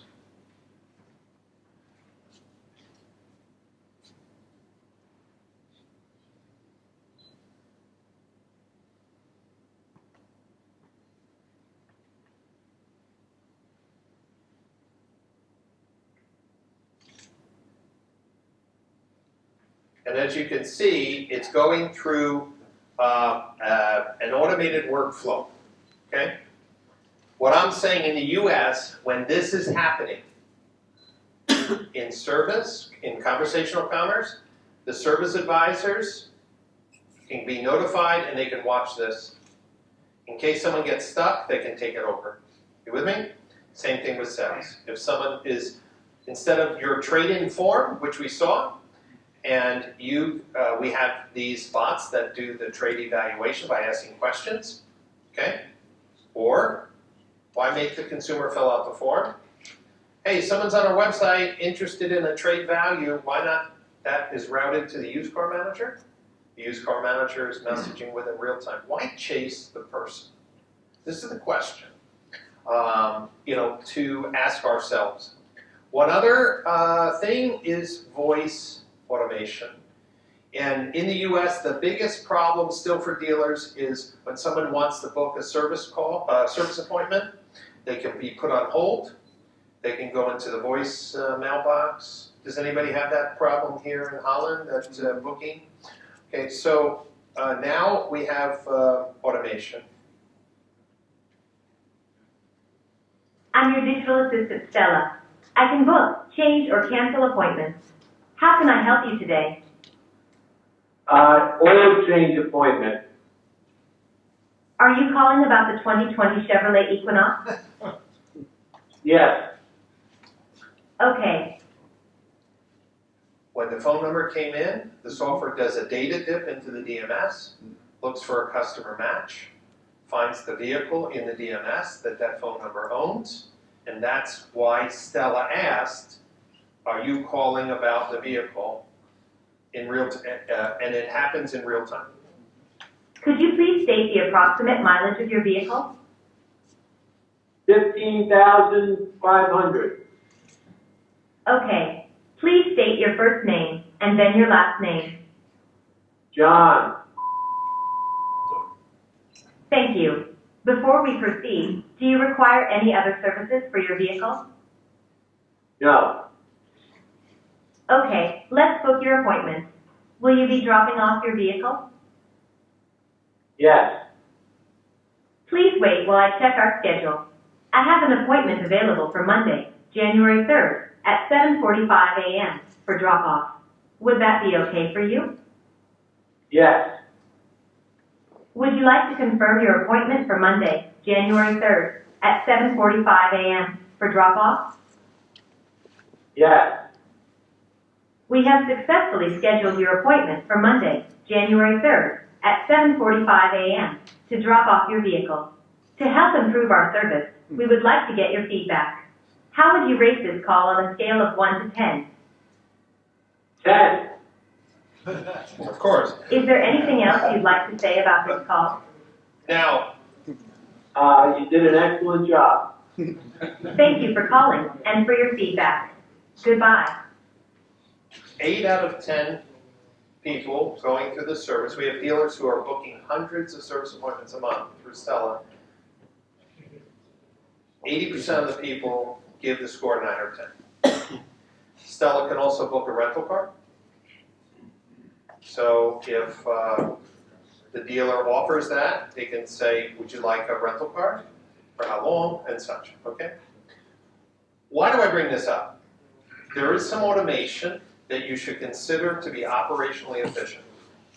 And if you realize you're wasting labor by chasing leads during normal business hours when your staff could talk to the customer if you have the right technology stack, if you could use automation where automation makes sense, then use your staff for your effective lead follow-up process, for your appointment, and your sales process. I have one last thing to share with you because it's a big change in the US and it has not come to the Netherlands, so I'm making up a false story. But I hope it excites some of the dealer holding groups to put pressure on Mark Platts to do something. How's that? Is that good? It's nice coming from out of town because I can just force people to do things, you know, and I don't take any credit. I hope people change and get better. But I want to tell you that in the last 18 months, with inventory shortage in the US, we've seen an interesting phenomena that consumers are being disappointed more often than not by going to a local dealer's website. Do you understand that?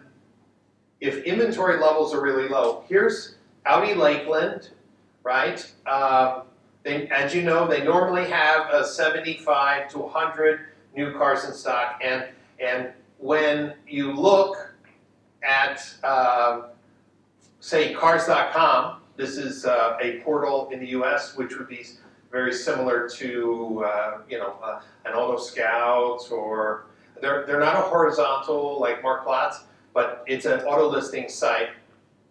I put in 100 miles of my Florida zip code, and I was looking for Audis, and there was 517. So Audi of Lakeland has 5 to sell. What are the chances that it's that 5 that I wanted? Well, the answer is very small chance. So what consumers have been doing more and more in an inventory-constricted environment have been going to the portals to find the vehicle that they want. I did a search last night on Mark Platz, and I just asked for Audis, and there was 1,754 and another 8,148. Whether you like third-party marketplaces or not, I want you to think about something, that people who go to marketplace websites are not there to shop for new jeans or shoes. It's a pure shopping audience. It's a direct, intentional thing. When someone's on Facebook Marketplace, they could be scrolling through something, they were looking for a new tennis racket, and there's a car. Maybe it's an aspirational car. It's a BMW convertible, red, with tan leather interior. And they click on that, and you as a dealer are like, oh, that's great, man, that marketplace is working. It's like, well, I don't get a lot of leads, because you have accidental and aspirational buyers. If somebody goes to Auto Scout or Gaspedal or Mark Platz and clicks in the autos and does some searches, it is an intentional, not accidental thing, which makes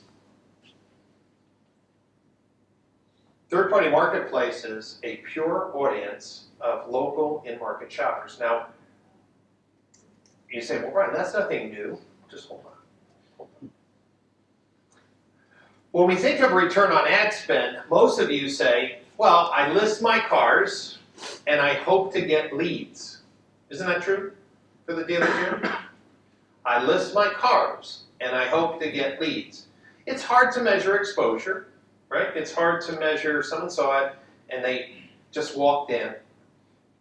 But what if you thought of Mark Platz as an audience, not a lead gen? Now, I'm not saying you don't want leads, I'm not saying it. But the portals in the US have pivoted and added something to their business model based on their audience. Because here's what they're finding out. Google has an in-market shopper audience. If you ask Google, what is that made up of? Google will not tell you. We just know people who are shopping for a car. And if you are an agency here, you will know sometimes you run a campaign using the in-market shopping audience. And you do another campaign which just puts a circle around the dealership's location, and both campaigns perform just about the same. And you're like, hold on, I thought this was the in-market shopping audience. Facebook has it as well. You with me? Most people talk about the power of first-party data. But if you ask Google, how did you get your first-party data? They won't tell you. Facebook, how did you get your first? We're not going to tell you. But we all understand, if you went to Mark Platz and did all the people who are in there, I understand that. Or the people who go to Auto Scout, I understand exactly what that is, meaning conceptually. Well, in the US, companies like Cars.com have said, oh, dealers are spending money on Facebook and Google and hoping and praying they're getting a local in-market shopper. We know a good number of those shoppers. So Cars.com came out with basically the ability for car dealers to leverage their first-party data on the dealer's behalf. Not giving the dealer the audience, but running the campaigns for the dealer. So if somebody is on cars.com looking at a car or on Mark Platts, when they leave Mark Platts in their Facebook feed, guess what they're going to see? Because Mark Platts could, in a future state, like Cars, like Auto Trader in the US, like Car Gurus, say the power is not just in our traditional listings, is to follow the consumer everywhere. Let's just take a look at the commercial. Advertising. The American automobile industry's #1 most effective way to waste money. In the old days, manufacturers and local dealerships would use newspapers, mail, radio, and linear television to broadcast their advertising to everyone, even though only 5% of households are in the market for a new vehicle at any given time. That's a great way to waste 95% of our budget, Tommy. Fast forward. Fast forward to internet times and the promise of digital advertising, with its precision targeting and ROI attribution, eliminating all the waste from automotive advertising. Actually, I'll level with you.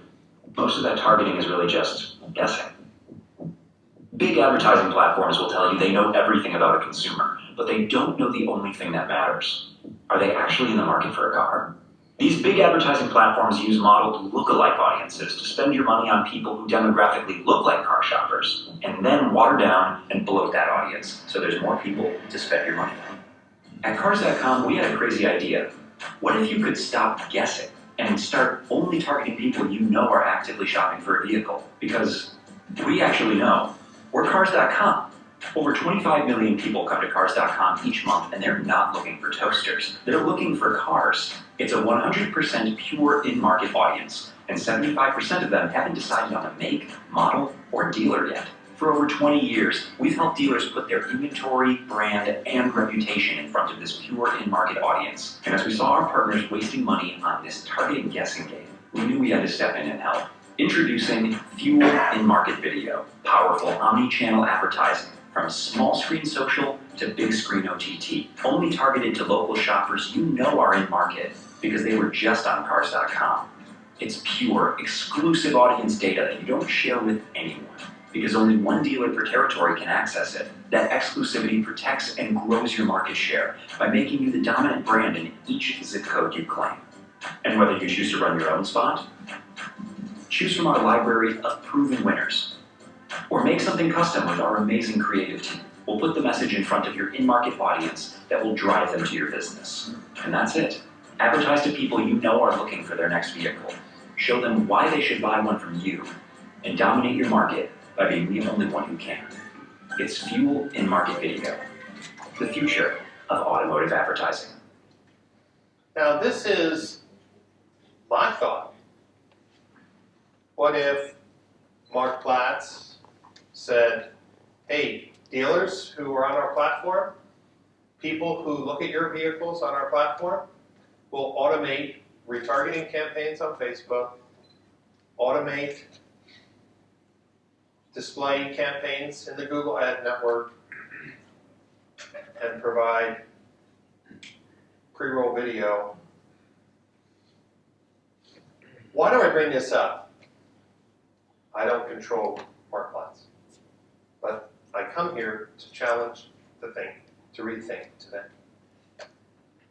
What are we going to do to collaborate better with OEMs and our dealer group holdings and protect our business models?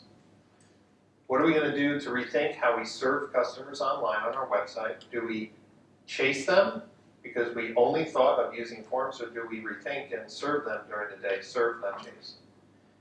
And then we know that more than ever, our dealer holding websites, our individual dealer websites, because of inventory shortages, have driven more and more people to marketplaces to find the exact car they're looking for. It's what we do on Amazon, it's what we do on so many other portals. But in the US, every portal has now realized that the true value is not just people who go to Mark Platts or to Gospedal, is to go and be a partner with a dealer and follow them on these platforms. And this is a new way of thinking about audiences. Once that audience was only for example, the sole ownership of the marketplace. But now, partnering with the dealers, they could follow those consumers everywhere. What do you guys think of that idea? Interesting idea? Dealers in this room, would you see the value of that? And then the cool thing is that when they click on that ad, they can go right to, for example, the Van Mossel VDC, or to Mark Platz, whatever you think is the best experience for them. But that's the cool thing. I just wanted to say something in regard to Mark Platz, because I met with the Mark Platz team yesterday, and I asked some questions, and I want to be very clear that I'm scratching my heads a little bit about the different models, a horizontal platform versus a vertical platform.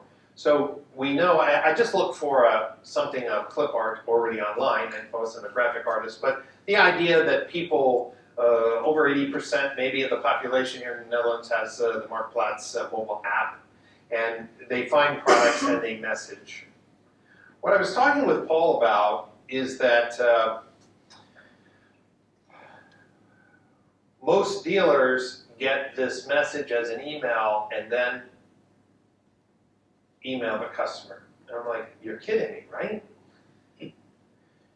And then I asked some questions, and so the team at Mark Platz said, well, independents are much more successful with our platform because they message the customer back. And I'm like, you're telling me that you have this amazing horizontal platform, everybody in the world messages, and car dealers don't want to message. It's like, well, right now our app only works like on a singular basis, right? So what does Van Mossel do? You know, like have one person with no hair that works 24/7 messaging with people.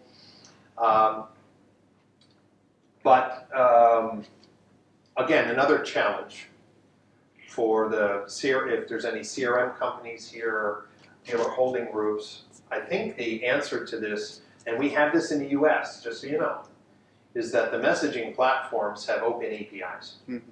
So Van Mossel, for example, in the bigger, because you just happen to be a big group here, I think with something like, what, 70 or 80 stores here.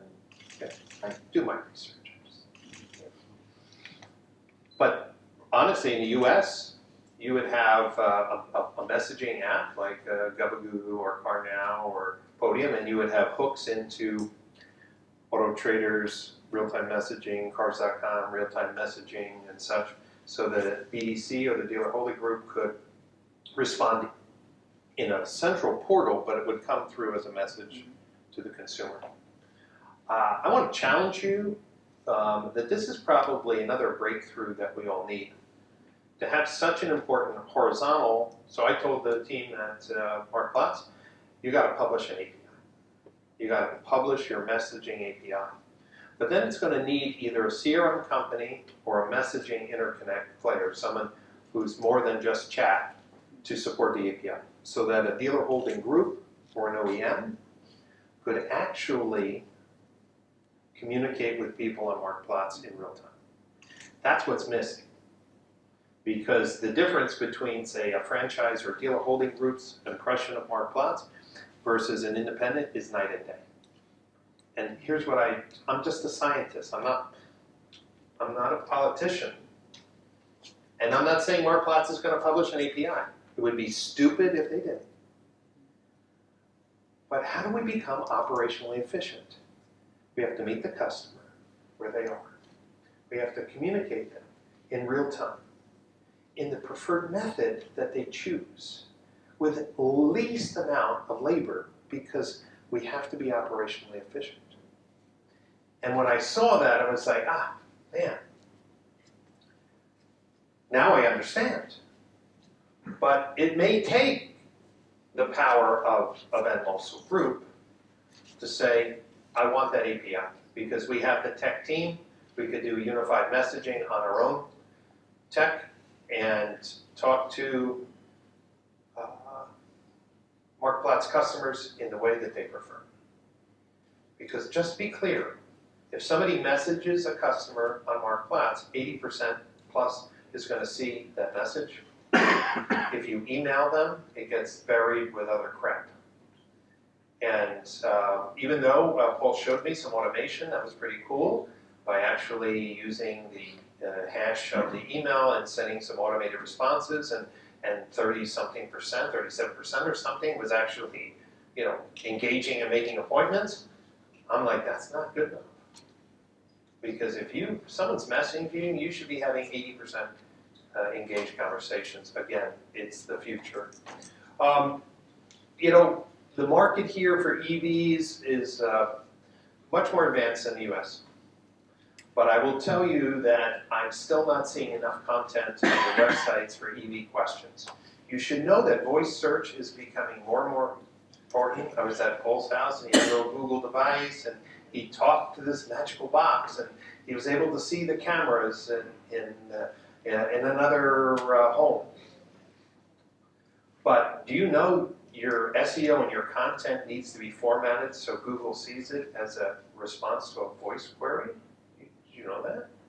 So when consumers who are familiar with ICE vehicles and maintenance start asking questions, like what's my maintenance procedure or schedule for my EV, or where's the local charging stations? You know, if you have content on your website that's designed, guess whose website starts coming up?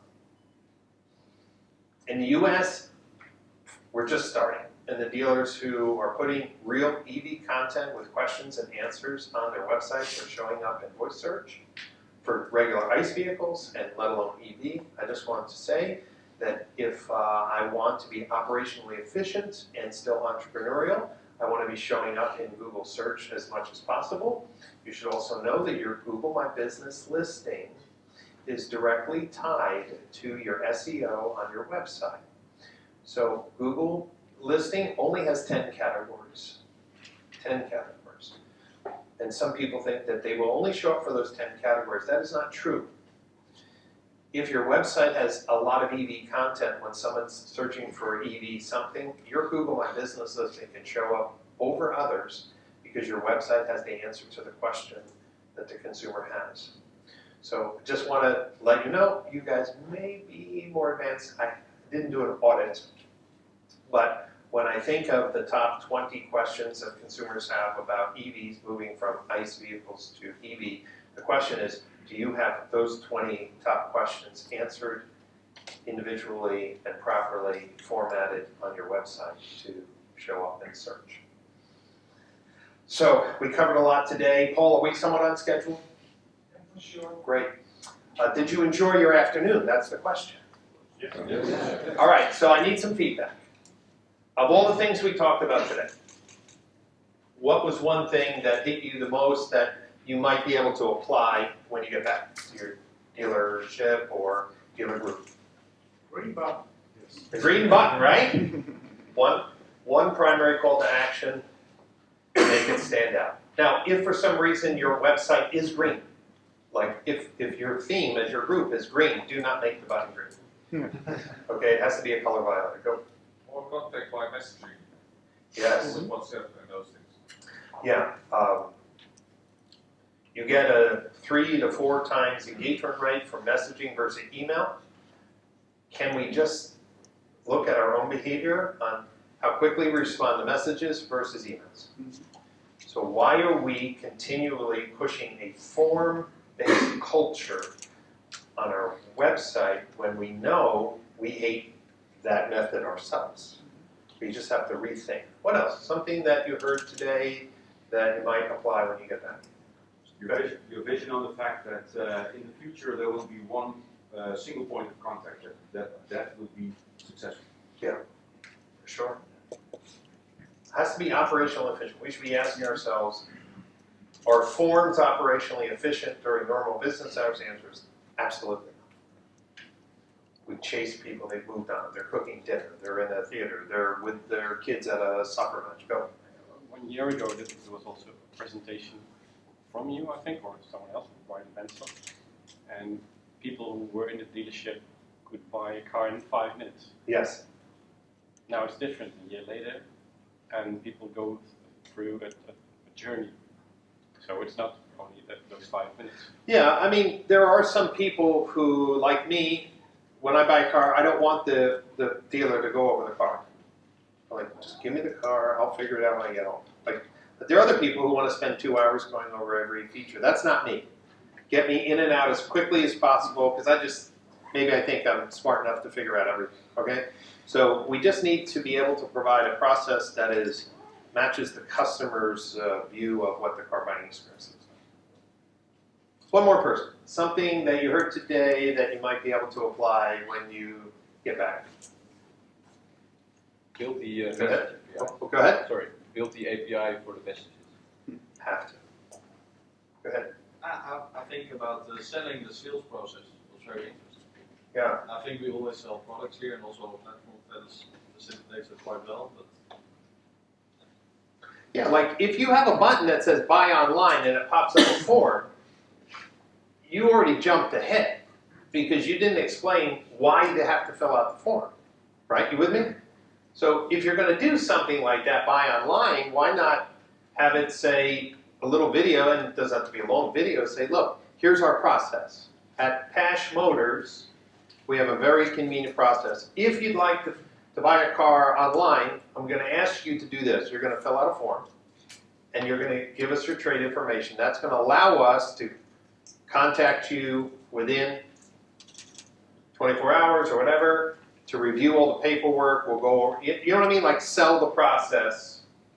Don't assume that a form tells them where they're going. They don't know what's after that form, right? So do you have a clear why buy, and do you have a clear sales process? Is it clear? Well, once again, it's always great to be here and kind of share what's going on. Paul, thank you for the opportunity once again, and thank you for your time.